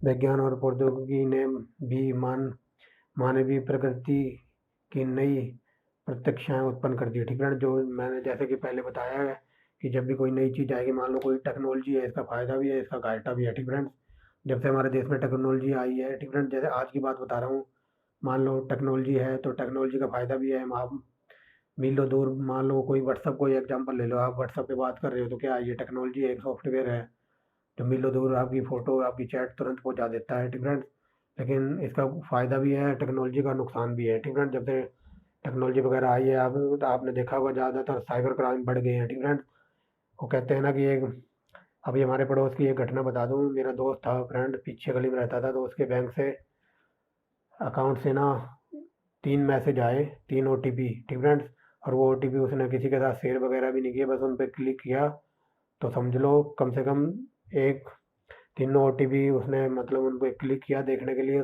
कम से कम 1-1.5 लाख रुपए उसके अकाउंट से किसी ने फुर कर दिए। ठीक है, उड़ा लिए। तो ये क्या है, ये सब क्राइम ही तो है। टेक्नोलॉजी का ही इस्तेमाल करके कोई ऐसा वगैरह कर सकता है। ठीक है, वही बात बता रहा हूँ कि टेक्नोलॉजी का फ़ायदा भी है, नुकसान भी है। आपने देखा होगा, क्योंकि जब से टेक्नोलॉजी वगैरह आई है तो क्राइम, साइबर क्राइम बढ़ते जा रहे हैं। यूट्यूब पे देख लो, कोई किसी का डाटा कम कॉपी पेस्ट करके पे डाल देता है, तो ये भी तो क्राइम ही है। ठीक फ्रेंड्स, और मान लो कोई किसी की वीडियो कहीं लीक कर देता है या इंटरनेट पर डाल देता है, तो क्राइम ही है और टेक्नोलॉजी भी है। ठीक फ्रेंड्स, तो आगे चलते हैं। आई होप आप समझ गए होंगे, यहाँ तक हो गया था। आगे देखेंगे 1789 की महान क्रांति है। ठीक friend, very very most important है, हज़ारों बार एग्जाम में पूछा गया। फ्रांसीसी क्रांति कब हुई थी? 1789 में। ठीक फ्रेंड्स, याद रखेंगे 1789 में महान फ्रांसीसी क्रांति ने अपने स्वतंत्रता, समानता और बंधुत्व के संदेश द्वारा शक्तिशाली जनतांत्रिक भावना उत्पन्न की और आधुनिक राष्ट्रीयता की शक्ति को फैलाया। ठीक फ्रेंड्स, 1789 में फ्रांस की क्रांति वगैरह हुई थी, और इसमें क्रांति में अपने स्वतंत्रता, समता और बंधुत्व के संदेश से शक्तिशाली जनतांत्रिक भावनाएं उत्पन्न की और आधुनिक राष्ट्रीयता की शक्ति को फैलाया। ठीक है, नई प्रवृत्ति आगे देखेंगे। नई प्रवृत्ति के चिंतन नई प्रवृत्ति के चिंतन में ठीक है, नई प्रवृत्ति के चिंतन क्षेत्र में प्रतिनिधि बाल्कन, Locke, Voltaire, Rousseau, Kant, Adam Smith एवं एडम व साहित्य के क्षेत्र में बर्ड्स, ब्रायन शैली और चार्ल्स डिकेंस ने किया। ठीक है, ये इनके क्षेत्र वगैरह थे जो बताए गए हैं। साहित्य के क्षेत्र में बर्ड्स, बायरन शैली और चार्ल्स डिकेंस ने किया था। आगे देखेंगे। ठीक फ्रेंड्स, ये अब दिखाई दे रहा होगा। नए क्षेत्र में 3 मुख्य विशेषताएं थी। ठीक है, नए चिंतन में 3 मुख्य विशेषताएं थी। देखते हैं। विवेकता या विवेकशील। ठीक है, विवेकता या विवेकशील या तर्क और विज्ञान में विश्वास। ठीक है, मानवतावाद या मनुष्य के प्रति प्रेम, मानव की प्रगति करने की क्षमता या आस्था। ठीक है, मानव की प्रकृति की क्षमता या आस्था। आगे देखेंगे, दिखाई दे रहा होगा फ्रेंड्स। अब चलिए देखते हैं। यूरोप में चिंतन की नई लहरों का पुराने दृष्टिकोण या रूढ़िवादियों से टकराव हुआ। ठीक है, जो यूरोप में नई चिंतन की लहरों का पुराने जो दृष्टिकोण वगैरह होंगे, जो पुराने टाइप के लोग होंगे या रूढ़िवादियों से टकराव हुआ था। आगे देखेंगे तो क्या कुछ रिजल्ट आया था। शुरुआत में इस दृष्टिकोण का प्रतिनिधि वारेन हेस्टिंग और प्रसिद्ध लेखक सांसद हेमंड बुर्क थे। ठीक है, शुरुआत में जो इस दृष्टिकोण का प्रतिनिधित्व किसने किया था? वारेन हेस्टिंग और प्रसिद्ध लेखक और सांसद एडमंड बर्क थे। और बाद के प्रतिनिधि थे प्रसिद्ध अफसर मुनरो। ठीक है, मुनरो, बैकल, एफिस्टन और मेटकाफ थे। ठीक है, रूढ़िवादियों का कहना था कि भारतीय सभ्यता यूरोप सभ्यता से भिन्न थी और अवश्यभावी रूप से उनसे निष्कृष्ट नहीं थी। ठीक है, जो यूरोप वासियों का कहना था कि भारतीय सभ्यता जो यूरोप की सभ्यता से अलग थी, और मगर असंभव भावी के रूप से उनसे निष्कृष्ट नहीं थी। ठीक फ्रेंड्स, मतलब यूरोप की सभ्यता से लगभग समान वगैरह ही थी, उनसे ज़्यादा निष्कृष्ट वगैरह नहीं थी। आगे देखेंगे। इंग्लैंड और ब्रिटिश प्रशासन के बिल्कुल अंत तक भारत में रूढ़िवादी दृष्टिकोण प्रभावशाली बना रहा। ठीक फ्रेंड्स, जो मतलब जो ब्रिटिश शासन वगैरह था ना, इसके अंतकाल तक भारत में रूढ़िवादी दृष्टिकोण प्रभावशाली बना रहा, 1800 तक। ठीक है, रूढ़िवादी दृष्टिकोण की जगह बड़ी तेजी से एक नया दृष्टिकोण आने लगा था। ठीक है, 1800 में रूढ़िवादी दृष्टिकोण की जगह एक तेजी से नया दृष्टिकोण आने लगा था। भारतीय समाज और संस्कृति का कटु आलोचक था। ठीक है, जो भी नया समाज वगैरह आ रहा था वो भारतीय संस्कृति और समाज का अति कटु था, यानी कि विरोधी था। भारतीय सभ्यता को गतिहीन कहकर निंदा की गई। ठीक है, आप देख लो, ये हमारे जो हमारी सभ्यता वगैरह हमारी संस्कृति में ये इंटरफेयर करना शुरू कर दिया था 1800 में। ठीक फ्रेंड्स, आगे देखें, भारतीय सभ्यता को कतीन कहकर निंदा की गई और उसे घृणा की दृष्टि से यानी कि बुरी नज़र से देखा जाने लगा। किसको? भारतीय सभ्यता को। ठीक फ्रेंड्स, भारतीय रीति रिवाजों को असभ्यता का प्रतीक माना गया कि मतलब जो भी हमारे जो रीति रिवाज हैं वो असभ्यता हैं। ठीक फ्रेंड्स, हमको पहनने ओढ़ने का ढंग नहीं था, ऐसा कुछ कहा जा रहा है इस टाइम। भारतीय संस्थानों को भ्रष्ट और पतनोन्मुख बतलाया गया। ठीक फ्रेंड्स, भारतीय जो संस्थान वगैरह होंगे तो उनको भ्रष्ट और पतनोन्मुख बताया गया और भारतीय चिंतन को संकीर्ण और अवैज्ञानिक कहा गया। ठीक फ्रेंड्स, आगे देखते हैं। अब ये रेडिकल्स वगैरह आ जाते थे। ठीक फ्रेंड्स, रेडिकल्स वो अंग्रेज वगैरह होते थे जो पादरी वगैरह जो चर्च वगैरह से जुड़े रहते थे, उनको रेडिकल्स अंग्रेज कहा जाता था, यानी कि रेडिकल्स पीपल। ठीक फ्रेंड्स, मगर थोड़े से अंग्रेज जिन्हें रेडिकल्स कहा जाता था संकुचित आलोचना और साम्राज्यवादी दृष्टिकोण की सीमा से बाहर गए। ठीक फ्रेंड्स, मतलब जो ये कुछ रेडिकल्स वगैरह जो अंग्रेज थे, तो ये जो ये दृष्टिकोण चल रहा था अंग्रेजों का, ये हमारे धर्म वगैरह को बुरा भला बोल रहे थे, तो इनकी दृष्टि से मतलब और एक स्टेप आगे चले गए। तो इन्होंने हमारे देश को भला बुरा नहीं कहा, इन्होंने क्या कहा था आगे देखेंगे। ठीक फ्रेंड्स, समाजवादी दृष्टिकोण की सीमा से बाहर गए, उन्होंने विकसित समतावादी और विवेकशील चिंतन को भारतीय स्थिति पर लागू करने का प्रयत्न किया। ठीक फ्रेंड्स, आगे देखेंगे। रेडिकल्स ने भारत को विज्ञान और मानवतावाद का आधुनिक प्रगतिशील संसार का हिस्सा बनाना चाहा। ठीक फ्रेंड्स, ये कुछ हमारे देश के लिए कुछ अच्छा करना चाहते होंगे, वही बात बताएगी कि रेडिकल्स ने भारत के विज्ञान और मानवतावादी के आधुनिक प्रगतिशील संसार का हिस्सा बनाना चाहा। आगे देखेंगे। ईमानदार और लोक हितैषी अंग्रेज की संख्या बहुत कम थी। ठीक फ्रेंड्स, क्योंकि सबको अपने प्रॉफिट से मतलब था, लाभ से मतलब था, तो ईमानदार और लोक हितैषी अंग्रेजों की संख्या बहुत कम थी, नाम मात्र थी, और अंग्रेज प्रशासन पर उनका प्रभाव काफ़ी निर्णायक नहीं रहा। ठीक फ्रेंड्स, अब मान लो 100 अंग्रेज हैं, 100 में से मान लो 95 बेईमान है। ठीक फ्रेंड्स, पर रह गए 5 में से भी तो थोड़ा ईमानदार है और थोड़ा करप्ट भी है। ठीक फ्रेंड्स, 3 लोग थोड़े ईमानदार हैं, 3 थोड़े ईमानदार हैं और थोड़े करप्ट भी हैं, रह गए 2 लोग जो फुली ईमानदार हैं। तो कहाँ वो 98 लोग और कहाँ ये 2 लोग। तो इनका वही बात बताई जा रही है कि ब्रिटिश प्रशासन पर उनका प्रभाव कभी निर्णायक नहीं रहा। ठीक फ्रेंड्स, क्योंकि बहुत सारे लोग करप्ट थे। अब मान लो 1-2 बंदे ईमानदार भी होंगे, तो कहाँ वो 98 और कहाँ तुम 2 बंदे ईमानदार, तो आपकी दाल वहाँ नहीं गलेगी। और वही हो रहा होगा उस टाइम। ठीक फ्रेंड्स, ब्रिटिश भारत के प्रशासन में शासक तत्व साम्राज्यवादी। ठीक फ्रेंड्स, आगे देखेंगे। ठीक फ्रेंड्स, साम्राज्यवादी और पोषक बने रहे। ठीक फ्रेंड्स, यहाँ तक हो गया होगा, साम्राज्यवादी और पोषक बने रहे। ठीक फ्रेंड्स, अब मुझे याद आ गया है, देखो अब मेरे दिमाग में हिट करा है, जो क्या कहते हैं बहादुर साहब पत्नी का नाम था जीनत महल। ठीक फ्रेंड्स, क्योंकि जीनत महल नहीं चाहती थी कि जो उसके हस्बैंड हैं बहादुर शाह जफर, वो अंग्रेज़ों से लड़ाई करें, अंग्रेज़ों से यानी कि हडसन और निकलसन से, तो इसीलिए उनको कैद कर लिया जाता है और उनके सामने आंखों के सामने ही उनके बेटे को मार दिया जाता है। दोनों बेटों को मारकर बहादुर शाह जफर के सामने उनकी गर्दन पेश की जाती है। और फिर जो हडसन होता है, जैसे कि मैंने पीछे कहानी सुनाई है कि हडसन टूटी फूटी क्या कहते हैं उर्दू बोलता है, मतलब वो उर्दू भाषा सीखने की कोशिश कर रहा होता है उस टाइम, और टूटी फूटी उर्दू में एक शायरी बोलता है उन दोनों लड़कों के सर काटने के बाद। ठीक है, किसके लड़कों के? बहादुर शाह जफर के बेटों के या राजकुमारों के सर काटने के बाद उनको बहादुर शाह के सामने पेश करता है, दोनों लड़कों के कटे हुए सर लेकर जाता है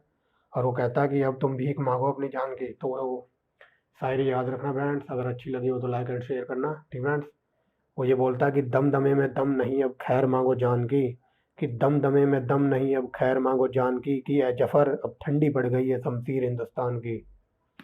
ठीक फ्रेंड्स, और फिर कुछ समय बाद बहादुर शाह जफर को हमारे देश से रंगून भेज दिया जाता है। ठीक फ्रेंड्स, और कुछ ही समय बाद वहाँ जाकर उनकी मृत्यु हो जाती है।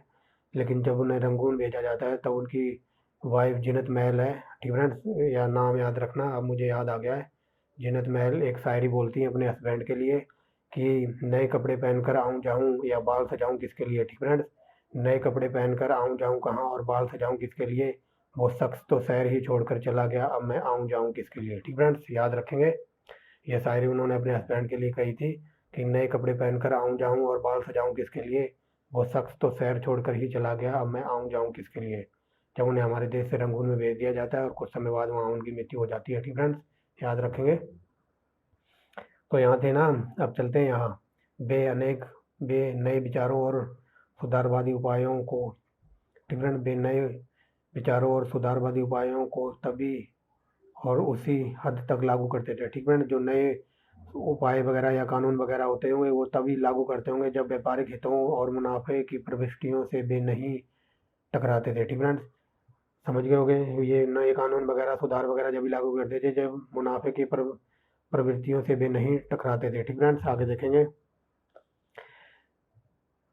इस प्रकार भारत में आधुनिकीकरण को, ठीक है, इस प्रकार भारत में आधुनिकीकरण को अनेक अंग्रेज अधिकारी, व्यापारियों और राजनेताओं ने स्वीकार कर लिया, क्योंकि हिंदुस्तानियों को ब्रिटिश वस्तुओं को बेहतर ग्राहक बनाना था, ठीक है। देख लो, हमारे देश का इस हद तक शोषण कर रहे थे ये, कि जो अंग्रेज अधिकारी थे, व्यापारी थे, राजनेता थे, उन्होंने हमारे देश के जो जो विदेशी वस्तुएं थी, तो हिंदुस्तानियों को उन्होंने ग्राहक बनाना चाहा था कि ये हमारी वस्तुएं, हमारा माल वगैरह खरीदें जिससे हमको प्रॉफिट वगैरह हो, ठीक है। आगे चलते हैं। उन्हें विदेशी शासन स्वीकार करने के लिए तैयार करना था, ठीक है। यही बात मैंने बता दी है कि उन्हें विदेशी शासन स्वीकार करने के लिए तैयार करना था, या विदेशी वस्तुओं को खरीदने के लिए ग्राहक के रूप में इस्तेमाल कर रहे होंगे, ठीक है। हर हालत में उन्हें चाहिए लाभ ही था।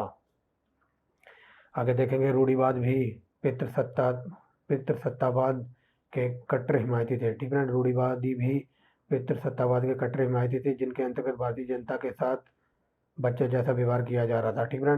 भारतीय जो जनता वगैरह थी उसके साथ बच्चे जैसा ट्रीटमेंट किया जा रहा था, ठीक है। ट्रीटमेंट नहीं, क्या कहते हैं, व्यवहार किया जा रहा था, ठीक है। आगे देखेंगे। भारतीय समाज और संस्कृति के आधुनिकीकरण की नीति को ईसाई धर्म प्रचारक तथा William Wilberforce of East India Company के निर्देशक मंडल के अध्यक्ष में चार्ल्स ग्रांट जैसे धर्म परायण लोगों को बढ़ावा दिया, ठीक है। जो चाहते थे कि भारत में ईसाई धर्म फैले, ठीक है। भारत की जो संस्कृति और समाज आधुनिकीकरण की नीति, जो ईसाई धर्म था ना, जो ईसाई धर्म के प्रचार करने आए हुए थे, तथा विलियम फोर्स, ठीक है, तथा विलियम वोल्बरफोर्स और ईस्ट इंडिया कंपनी के जो निर्देशक मंडल थे, और उसमें चार्ल्स ग्रांट जैसे धर्म परायण लोगों ने बढ़ावा दिया था, ठीक है। क्योंकि वे चाहते थे कि इंडिया के अंदर ज़्यादा से ज़्यादा हमारा देश, यानी कि हमारा देश नहीं, हमारा धर्म फैले, ठीक है। और इसको पूरा सपोर्ट दे रखा था इन्होंने, किसने, विलियम विल्बरफोर्स और ईस्ट इंडिया कंपनी के जो भी निर्देशक वगैरह थे, और चार्ल्स ग्रांट ने जो धर्म परायण लोगों को बढ़ावा दिया, ठीक है। और वो चाहते थे कि ज़्यादा से ज़्यादा इंडिया के अंदर हमारे ईसाई धर्म का प्रचार हो और लोग हमारे ईसाई धर्म को अपनाएं, ठीक है। इसलिए देश में आधुनिक स्कूल, कॉलेज और अस्पताल खोले गए, ठीक है। किसके लिए? ईसाई धर्म को बढ़ावा देने के लिए, ठीक है। स्कूल कॉलेज खोले गए। रेडिकल्स का वैज्ञानिक दृष्टिकोण ना हिंदुओं और ना या मुसलमान पौराणिक कथाओं में नहीं, बल्कि ईसाई पौराणिक गाथाओं की बीज जड़ें खोदता था, ठीक है।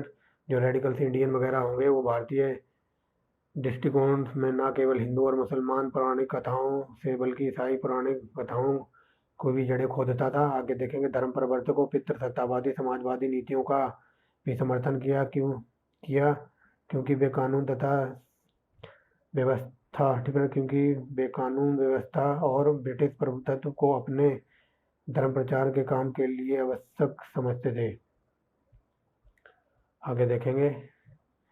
रेडिकल्स, ठीक है। रेडिकल्स को राजा राम मोहन राय और उसी तरह के अन्य भारतीयों ने अपना संपूर्ण समर्थन दिया, ठीक है। जो रेडिकल्स वगैरह थे, कुछ अच्छे अंग्रेज वगैरह थे, उनको राजा राम मोहन राय और अन्य भारतीयों ने भी पूरा सपोर्ट किया होगा। उनका विश्वास था कि भारत की मुक्ति विज्ञान और मानवतावाद के द्वारा ही हो सकती है, ठीक है।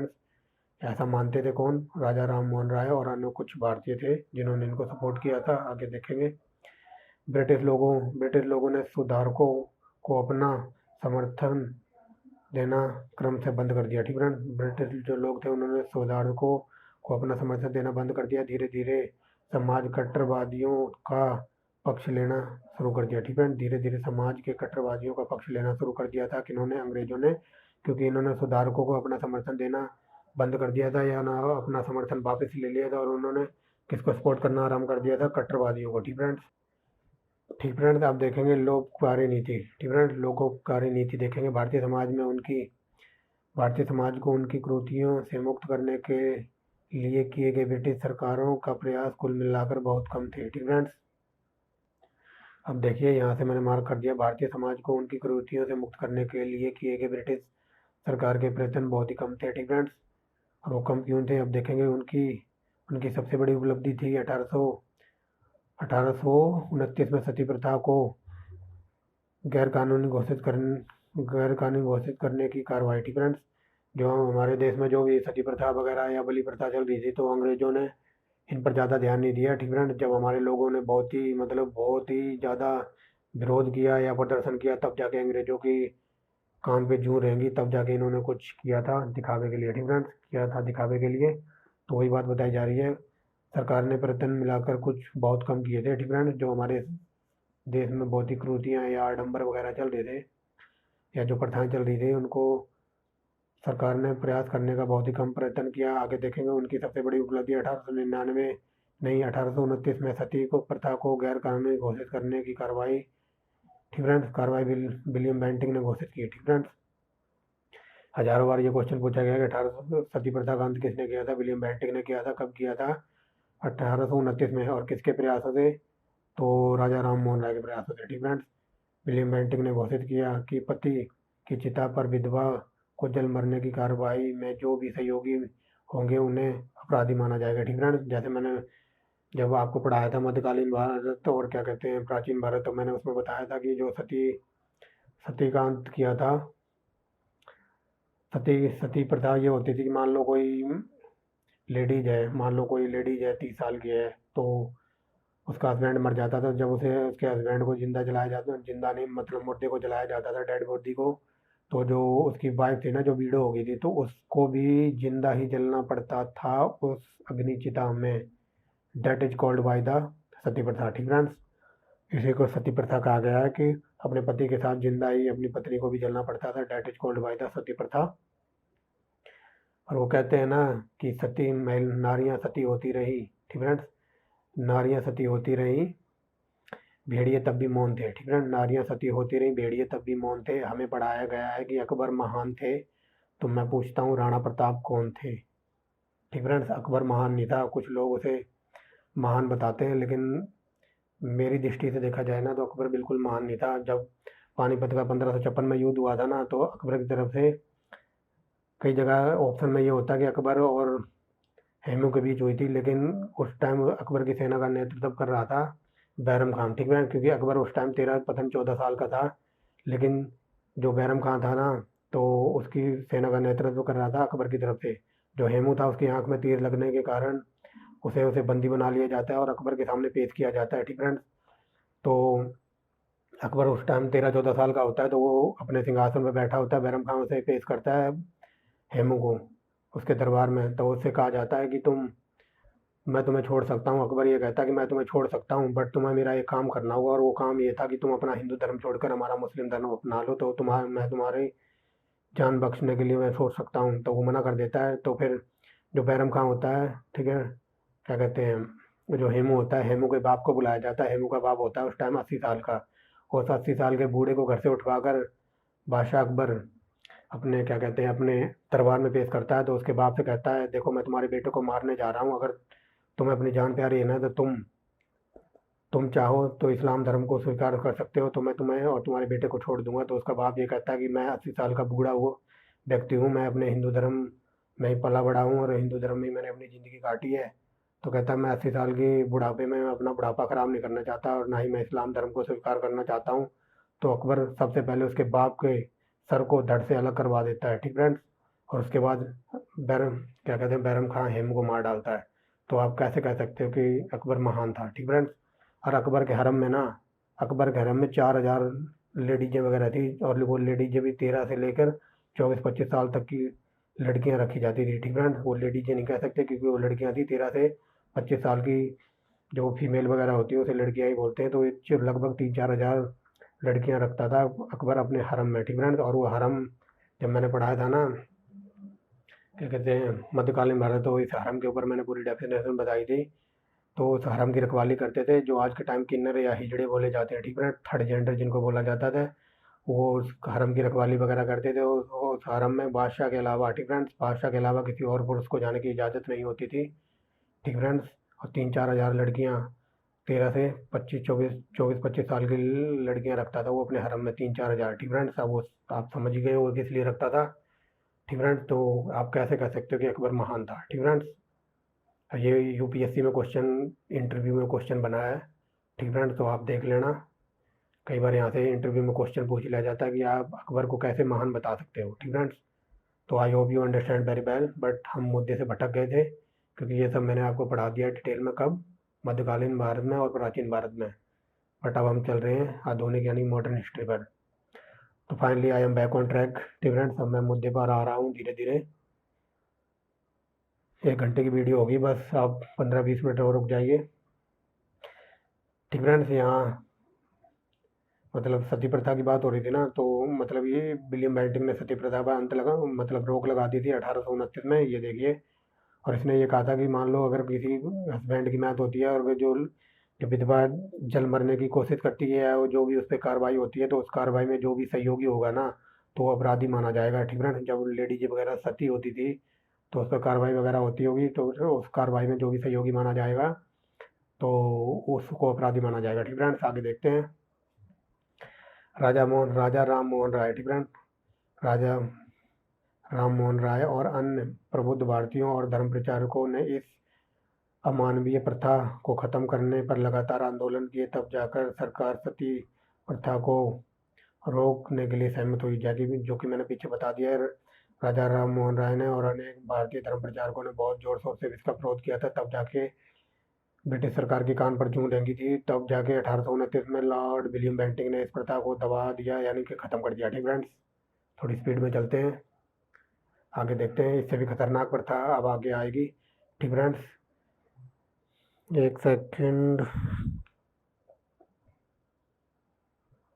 ठीक फ्रेंड्स। यहाँ से देखिए, ठीक फ्रेंड्स, पैदा होती लड़कियों को मार देने की प्रथा कुछ राजपूताना खानदानों और अन्य जातियों में प्रचलित थी, ठीक फ्रेंड्स, जो कि आज भी है कई जगह, बट अब धीरे धीरे सिचुएशन कंट्रोल हो रही है, ठीक फ्रेंड्स। पैदा होती लड़कियों को मार दिया जाना कुछ राजपूत खानदानों तथा अन्य जातियों में प्रचलित थी। यह प्रथा पश्चिम भारत, मध्य भारत में दहेज की कुप्रथा या प्रथा से भी भयंकर के रूप में विद्यमान होने के कारण प्रचलित थी, ठीक फ्रेंड्स। जो ये बताया गया कि जो पैदा होते ही जो नवजात शिशु थे या फिर जो भी बच्चियां वगैरह थी उस टाइम मार दी जाती थी, तो यह प्रथा पश्चिम और मध्य भारत की में जो दहेज प्रथा थी ना, उससे भी भयंकर थी, ठीक फ्रेंड्स। शिशु हत्या रोकने के संबंध में कानून 1795 से 1802 में बनाए गए थे, ठीक फ्रेंड्स।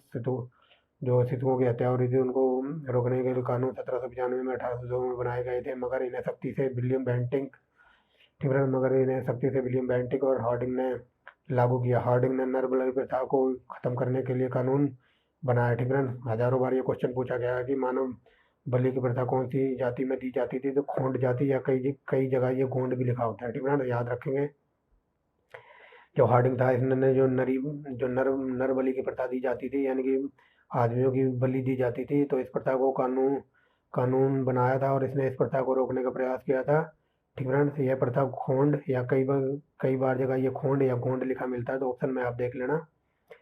यह प्रथा गोंड नाम के आदिम जनजातियों में प्रचलित थी। भारत सरकार ने 1856 में हिंदू विधवाओं को पुनर्विवाह करने का कानून पास किया, ठीक फ्रेंड्स। 1856 में हिंदू विधवाओं को पुनर्विवाह करने के लिए कानून पास किया, ठीक है। सरकार ने पंडित ईश्वरचंद्र विद्यासागर तथा अन्य सुधारकों तथा इसके पक्ष में लगातार आंदोलन चलाने के बाद कार्रवाई की, ठीक फ्रेंड्स। मैंने जैसे कि पीछे पे बताया कि अंग्रेज सरकार के कान के ऊपर जूं नहीं रेंग रही थी, जब तक कोई भारतीय यानी कुछ भारतीय जो मेन भारतीय थे मिलाकर आंदोलन वगैरह या विरोध ना करें, तब तक इनके कान पर जूं नहीं रेंगती थी। इसी के कारण 1856 में हिंदू ये हो गया ना। यहाँ से देखिए, सरकार ने पंडित ईश्वरचंद्र विद्यासागर तथा अन्य सुधारकों द्वारा इसके पक्ष में लगातार आंदोलन चलाए और कार्रवाई की, ठीक है। तब जाके अंग्रेजों ने कार्रवाई की थी। आगे देखेंगे। अब देखेंगे very very most important topic है आधुनिक शिक्षा का प्रसार, ठीक है। वो इम्पोर्टेंट क्यों है वो मैं अभी बताऊंगा आपको। आगे चलते हैं। आधुनिक शिक्षा का प्रसार केवल सरकार के प्रयासों से ही नहीं हुआ, ठीक है। आधुनिक शिक्षा का प्रसार केवल सरकार के प्रयासों से नहीं हुआ। ईसाई धर्म प्रचारकों और बड़ी संख्या में प्रबुद्ध भारतीयों ने भी इस कार्य में महत्वपूर्ण भूमिका अदा की थी। ठीक फ्रेंड्स, ये बताया जा रहा है कि भारत में जो शिक्षा का प्रचार केवल सरकार ने नहीं, ईसाई धर्म प्रचारकों ने और भारत की बड़ी संख्या यहाँ प्रबुद्ध भारतीयों का भी इसमें योगदान था। आगे देखेंगे अपने शासन के पहले 60 वर्षों के दौरान ईस्ट इंडिया कंपनी ने अपनी प्रजा की शिक्षा में नाम मात्र दिलचस्पी ली। ठीक फ्रेंड्स, जैसा कि मैं शुरू से ही बोलता आ रहा हूँ कि अंग्रेजों के जब तक कुछ ना करो ना तब तक इनके कान पर जूं नहीं देखती थी। तो यही बात बताई जा रही है कि 60 वर्षों तक ईस्ट इंडिया कंपनी के जो निर्देशक या डायरेक्टर वगैरह होंगे, इन्होंने शिक्षा में नाम मात्र दिलचस्पी ली, यानी कि ना के बराबर। आगे देखेंगे, परंतु दो अपवाद रहे। ठीक है, परंतु दो अपवाद रहे। वारेन हेस्टिंग ने 1781 में मुस्लिम कानून और संबंध विषयों के अध्ययन और पढ़ाई के लिए कलकत्ता में मदरसा स्थापित खोला था। ठीक है, याद रखेंगे। क्वेश्चन बन सकता है यहाँ से कि 1781 में मुस्लिम के लिए मदरसा कहाँ खोला गया था, तो कलकत्ता में खोला था। किसने खोला था? वारेन हेस्टिंग ने। ठीक है, मदरसा स्थापित किया Jonathan Duncan, very very most important है। जोनाथन डंकन ने 1791 में हिंदू कानून और धर्म अध्ययन के लिए वाराणसी में संस्कृत कॉलेज की स्थापना की। ठीक है, हजारों बार ये क्वेश्चन पूछा गया कि क्या कहते हैं, वाराणसी में संस्कृत कॉलेज की स्थापना या हिंदू कॉलेज की स्थापना किसने की थी? जोनाथन डंकन ने की थी। कहाँ की थी? वाराणसी में। और कब की थी? 1791। ठीक है, तीनों लाइनों से क्वेश्चन बना है, तीनों मैंने बता दिए। क्वेश्चन ये बनता है कि हिंदू कॉलेज की स्थापना वाराणसी में कब हुई थी? तो 1791 में। किसने की थी? डंकन ने की थी। और कहाँ की थी? तो वाराणसी में। ठीक है, आगे चलते हैं, थोड़ा स्पीड से चलते हैं, वीडियो काफ़ी लंबी हो गई है। आगे देखेंगे, यद्यपि अनेक भारतीय साहित्य समाज सेवी लोगों की धारणा थी। ठीक है, अनेक भारतीय साहित्य समाज सेवी लोगों की धारणा थी कि आधुनिक शिक्षा, आधुनिक ज्ञान ही देश की सामाजिक, आर्थिक और राजनीतिक कुरीतियों की सर्वोच्च दवा है। ठीक है, जो भारतीय लोग थे और भारतीय जो समाज सेवी लोग थे, उनके मन में ये विचार चल रहा था कि शिक्षा के जरिए भारत की सामाजिक, आर्थिक और राजनीतिक कुरीतियों से ही भारत का उद्धार हो सकता है। इसीलिए इसको कहा गया था कि भारत की कुरीतियों की सर्वोच्च दवा है। ठीक है, इसको दवा के रूप में मान रहे होंगे ये लोग। ठीक है, आगे देखेंगे। लेकिन धर्म प्रचारकों का विश्वास था कि आधुनिक शिक्षा अपने धर्मों के लोगों की आस्था को खत्म कर देगी। ठीक है, लेकिन कुछ धर्म प्रचारक वगैरह थे तो वो ये सोच रहे होंगे इनको सबसे पहले धर्म का ज्ञान कराया जाएगा। जब धर्म का ज्ञान होगा तब ये लोग अपने आप ही, इनका माइंड चेंज होगा। ठीक है, और माइंड चेंज होगा तो ये कुछ ना कुछ नया करने की कोशिश करेंगे। ठीक है, लेकिन आधुनिक शिक्षा धर्मों के लोगों की आस्था को खत्म कर देगी। ठीक है, ये धर्म लोगों के वगैरह जो बता रहे हैं ना, लेकिन धर्म प्रचारकों को विश्वास था कि आधुनिक शिक्षा अपने धर्म के लोगों की आस्था को खत्म कर देगी। ठीक है, ऊपर तो ये कह रहे हैं कि शिक्षा ही सबसे बढ़िया दवा है, लेकिन ये धर्म प्रचारक कह रहे थे कि जो आधुनिक शिक्षा है ना, अगर ये लोग पढ़े लिखे गए, अगर भारतीय लोग पढ़े लिखे गए तो इनके अंदर जो धर्म की भावना है, ये इनकी आस्था है, धर्म की आस्था, ये खत्म हो जाएगी पढ़े लिखने के बाद। ठीक है, ये धर्म प्रचारकों का मानना था। ठीक है, आगे देखेंगे। और भी ईसाई धर्म को ग्रहण करने के लिए प्रेरित होंगे। ठीक है, जो हिंदुस्तान में जो भी धर्म प्रचारक वगैरह होंगे वो ये मानते हैं कि लोग पढ़ लिख कर जो इनके मन में आस्था के प्रति भावना है वो खत्म हो जाएगी, लेकिन भावना खत्म हो जाएगी और वे लोग धीरे धीरे ईसाई धर्म को ग्रहण करने के लिए प्रेरित होंगे। ठीक है, कौन लोग? इंडिया के लोग। आगे देखेंगे। 1813 के चार्टर एक्ट में विद्वान भारतीयों को बढ़ावा देने तथा देश में आधुनिक विज्ञानों के ज्ञान को प्रोत्साहित करने का सिद्धांत शामिल कर लिया गया। ठीक है, वेरी वेरी मोस्ट इंपॉर्टेंट है, हजारों बार ये क्वेश्चन बना है कि जैसा कि मैंने पिछली वीडियो में बताया था कि ऐसा कौन सा एक्ट था जिसमें भारत के अंदर पहली बार शिक्षा पर 1 लाख रुपए खर्च किए गए थे, तो ये था 1813 का एक्ट। ठीक है, चार्टर एक्ट याद रखेंगे। वही बात बताई जा रही है कि 1813 के चार्टर एक्ट में विद्वान भारतीयों को बढ़ावा देने और देश में आधुनिक विज्ञान के ज्ञानों को प्रोत्साहित करने का सिद्धांत शामिल कर लिए गए। इस एक्ट के तहत कंपनी को इस उद्देश्य के लिए 1 लाख रुपए खर्च करने का निर्देश दिया गया। हजारों बार पीसीएस में ये क्वेश्चन बना है, यूपीएससी में भी बना है। ठीक है, याद रखेंगे। आगे देखेंगे। उनके बीच इस मुद्दे पर विवाद खड़ा हो गया। ठीक है, उनके बीच इस मुद्दे पर विवाद खड़ा हो गया कि आधुनिक स्कूलों और कॉलेजों में शिक्षा का कौन सा माध्यम अपनाया जाए। ठीक है, ये विवाद इस बात पर हो गया था कि वो ये सोच रहे थे कि हम हिंदी मीडियम लें या इंग्लिश मीडियम लें। ठीक है, वही बात बताई जा रही है। उनके बीच इस बात पर विवाद खड़ा हो गया कि आधुनिक स्कूलों और कॉलेजों में शिक्षा का कौन सा माध्यम चुना जाए। ठीक है, आर्ट ली जाए, कॉमर्स ली जाए या नॉन मेडिकल ली जाए। ठीक है, बट इन सबको तो ये तो मैं ऐसे ही बोल रहा हूँ, ठीक है, आपको बताने के लिए। बट उस टाइम बात हो रही है माध्यम की कि सब्जेक्ट कौन सा लिया जाए, हिंदी में लिया जाए या इंग्लिश में। ठीक फ्रेंड्स, याद रखना कुछ लोगों ने भाषाओं ठीक है कुछ लोगों ने भाषाओं के प्रयोग की सिफारिश की। ठीक है, कुछ लोग बोल रहे थे कि जो भाषा मान लो इंडिया में हिंदी भाषा है तो कुछ लोग कह रहे थे कि हिंदी में ही शिक्षा स्टार्ट कर दी जाए, जबकि कुछ अन्य लोगों ने अंग्रेजी। ठीक है, यहाँ से है ना, जबकि कुछ अन्य कहाँ गया, हाँ यहाँ, जबकि कुछ अन्य लोगों ने अंग्रेजी का इस्तेमाल की वकालत की। ठीक फ्रेंड्स, उस टाइम लड़ाई इस बात पर हो रही थी कौन सा सब्जेक्ट लिया जाए, हिंदी में पढ़ेंगे कि इंग्लिश में पढ़ेंगे। कुछ लोग हमारे देश के होंगे तो ये कह रहे होंगे कि ये हिंदुस्तानी है तो इनको हिंदी भाषा आती है तो हिंदी में पढ़ाई करवाई जाए, बट कुछ लोग वहाँ अंग्रेजों के तलवे चाट रहे थे, वो सोच रहे होंगे कि ये हमारी भाषा अंग्रेजी है तो हम अंग्रेजी में ही पढ़ाएंगे। ठीक फ्रेंड्स, वो बात हो रही है।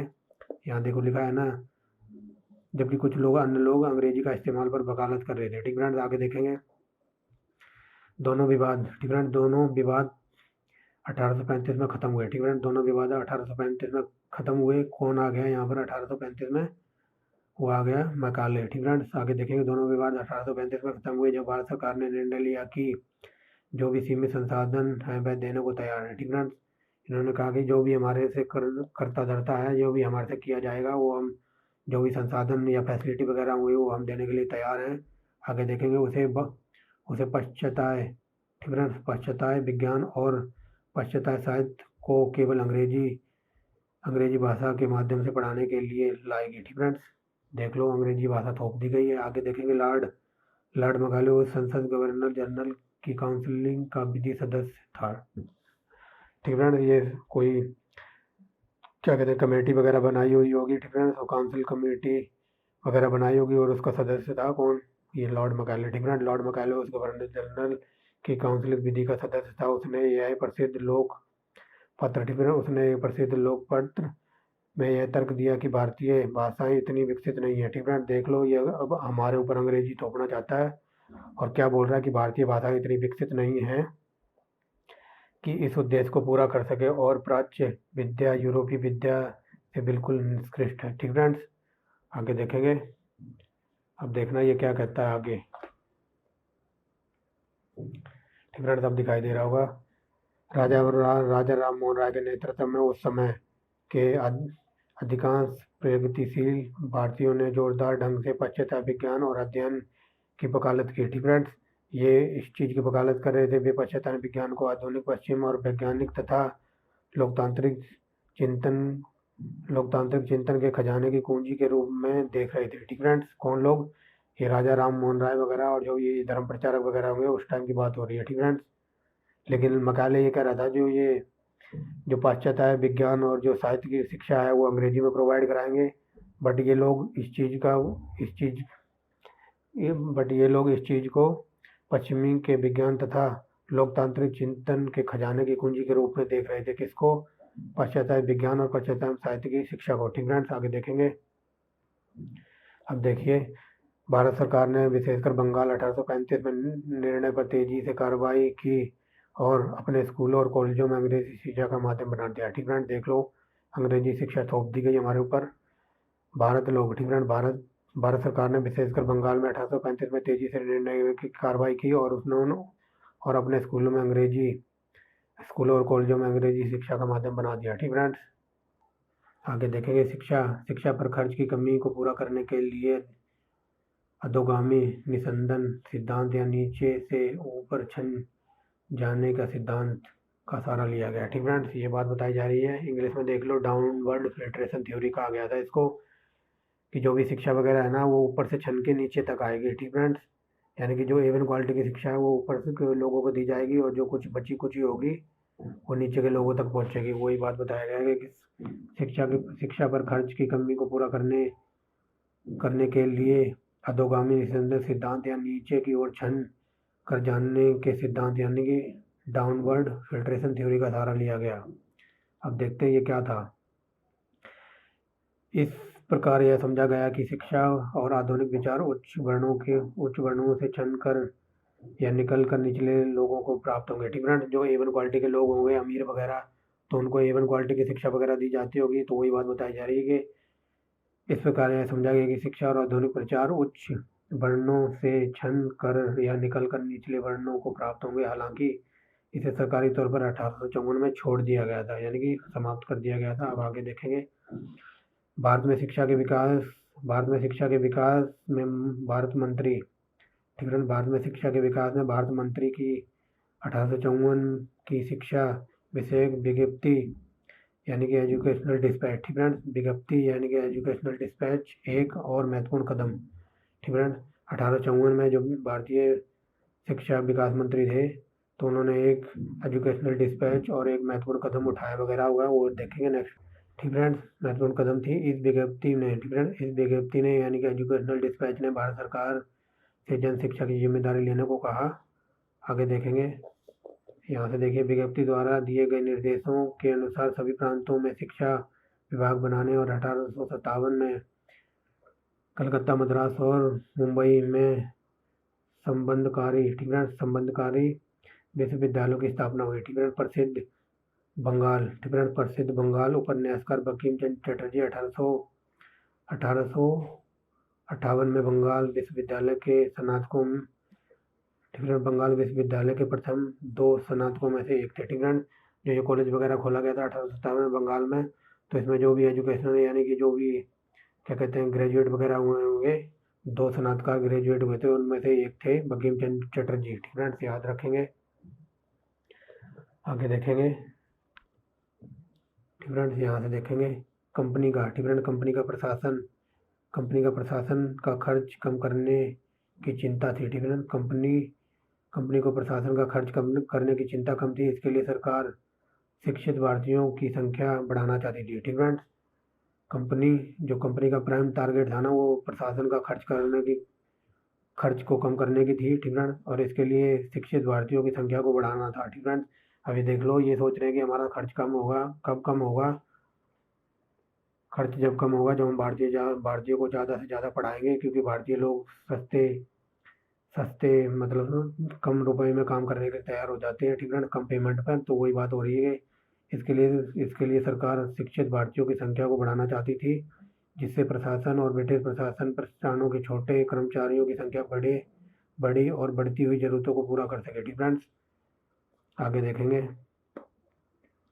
सस्ते क्लर्कों की संख्या बढ़ाने पर जोर देने के फलस्वरूप स्कूलों और कॉलेजों में आधुनिक शिक्षा दी जाने लगी, ठीक है, क्योंकि ये भारतीयों को पढ़ा लिखा कर क्लर्क बनाना चाहते थे, क्योंकि इनको सैलरी वगैरह कम देते हैं, क्योंकि इन्हें पता था शुरू से कि भारतीय जो लोग हैं वो कम सैलरी पर काम करने के लिए तैयार हो जाएंगे। वही सिद्धांत यहाँ भी देख लो, अपना फ़ायदा ही देख रही है, ठीक है। सस्ते क्लर्कों की संख्या को बढ़ाने पर जोर देने के लिए फलस्वरूप स्कूलों और कॉलेजों में आधुनिक शिक्षा दी जाने लगी, ठीक है। आगे देखेंगे, मकाले ने एक निर्देश दिया था और इसने यहाँ पर बहुत ही घटिया बात कही थी, ठीक है। मकाले ने एक निर्देश दिया, हमें ऐसा वर्ग बनाना चाहते हैं कि जो जी जान, ठीक है, मकाले ने ये कहा था कि हम ऐसा वर्ग बनाने के लिए जी जान से प्रयत्न करें, यानी कि पूरा कोशिश करते हैं हम एड़ी चोटी का जोर लगाने, ठीक है।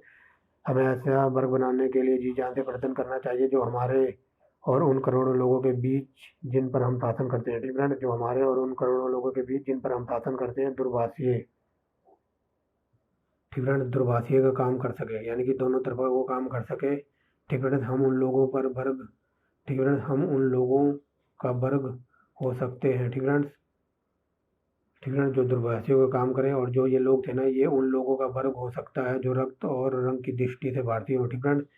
ये कह रहे हैं कि हम ऐसे लोगों से काम करवाना चाहते हैं जो रंग और खून से तो भारतीय हों, लेकिन भारतीय हों मगर उनकी रुचि विचारें आचरण तथा बुद्धि की दृष्टि से अंग्रेज हो, ठीक है। ये कह रहे हैं कि हमें ऐसा वर्ग चाहिए जो रंग से और शकल से तो भारतीय हो, लेकिन उनकी जो रुचि और उनके विचार और जो उनका आचरण हो एकदम हमारी तरह हो, इवन क्वालिटी का, हाई क्वालिटी का, ठीक है। आगे देखेंगे, परंपरागत भारतीय शिक्षा प्रणाली परंपरागत भारतीय शिक्षा प्रणाली 1844 में सरकारी घोषणा के कारण समाप्त हो गई, ठीक है। जो परंपरागत शिक्षा प्रणाली थी 1844 में सरकारी घोषणा के साथ समाप्त हो गई, जिनके अनुसार सरकारी रोजगार के लिए आवेदन करने वालों को अंग्रेजी शिक्षा का ज्ञान होना चाहिए, ठीक है। ये भारतीय शिक्षा प्रणाली 1844 में समाप्त कर दी जाती है और ये कहा जाता है कि अब सरकारी नौकरी के लिए वही अप्लाई कर सकता है या आवेदन कर सकता है जिसको अंग्रेजी भाषा का ज्ञान होना चाहिए, ठीक है। ये लिखा हुआ है, समाप्त हो गई, जिसके अनुसार सरकारी रोजगारों के लिए आवेदन करने वालों को अंग्रेजी शिक्षा का ज्ञान होना चाहिए। इसलिए इसे बंद कर दिया गया। आगे देखेंगे 1911, ठीक है। 1911 में ये वेरी वेरी मोस्ट इंपॉर्टेंट आंकड़ा है, याद रखना इसको। 1911 में 94%, ठीक है। 1911 में 94% और 1921 में 92% भारतीय निरक्षर थे, यानी कि अनपढ़ थे, ठीक है। 1911 में 94% और 1921 में 92% लोग भारत के अनपढ़ थे, ठीक है। क्योंकि भारतीय भाषाओं की जगह अंग्रेजी के ऊपर अधिक जोर दिया जाता था, ठीक है। क्योंकि भारतीय भाषाओं की जगह अंग्रेजी के ऊपर अधिक जोर से जनता में शिक्षा का प्रचार नहीं होने दिया, ठीक है। क्योंकि उस टाइम अंग्रेजी वगैरह पढ़ाई जाती, तो वही बताया जा रहा है कि अंग्रेजी के ऊपर अधिक जोर ने, ठीक है। अंग्रेजी के ऊपर अधिक जोर दिया जा रहा था, अंग्रेजी के ऊपर अधिक जोर ने जनता में शिक्षा का प्रसार नहीं होने दिया, ठीक है। क्योंकि लोग सोचते होंगे अंग्रेजी हमें आती नहीं है तो हम क्या करेंगे पढ़े लिखे, ठीक है। यहाँ तक हो गया। आगे देखेंगे। क्योंकि छात्रों को स्कूलों कॉलेजों में फीस देनी पड़ती थी, ठीक है।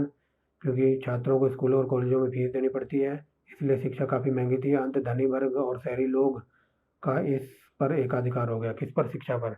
क्योंकि स्कूलों में फीस वगैरह महंगी होगी, ठीक है।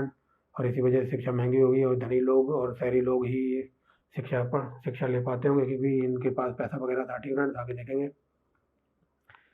प्रारंभिक शिक्षा नीति सबसे बड़ी खामी थी, ठीक है। प्रारंभिक शिक्षा नीति की सबसे बड़ी खामी थी लड़कियों की शिक्षा की अवहेलना, ठीक है। लड़कियों को शिक्षा वगैरह नहीं मिलती होगी। ऐसा इसलिए हुआ कि सरकार चिंतित थी कि रूढ़िवादी भारतीयों की भावना को चोट ना पहुंचे, ठीक है। रूढ़िवादी भारतीय थे, उनकी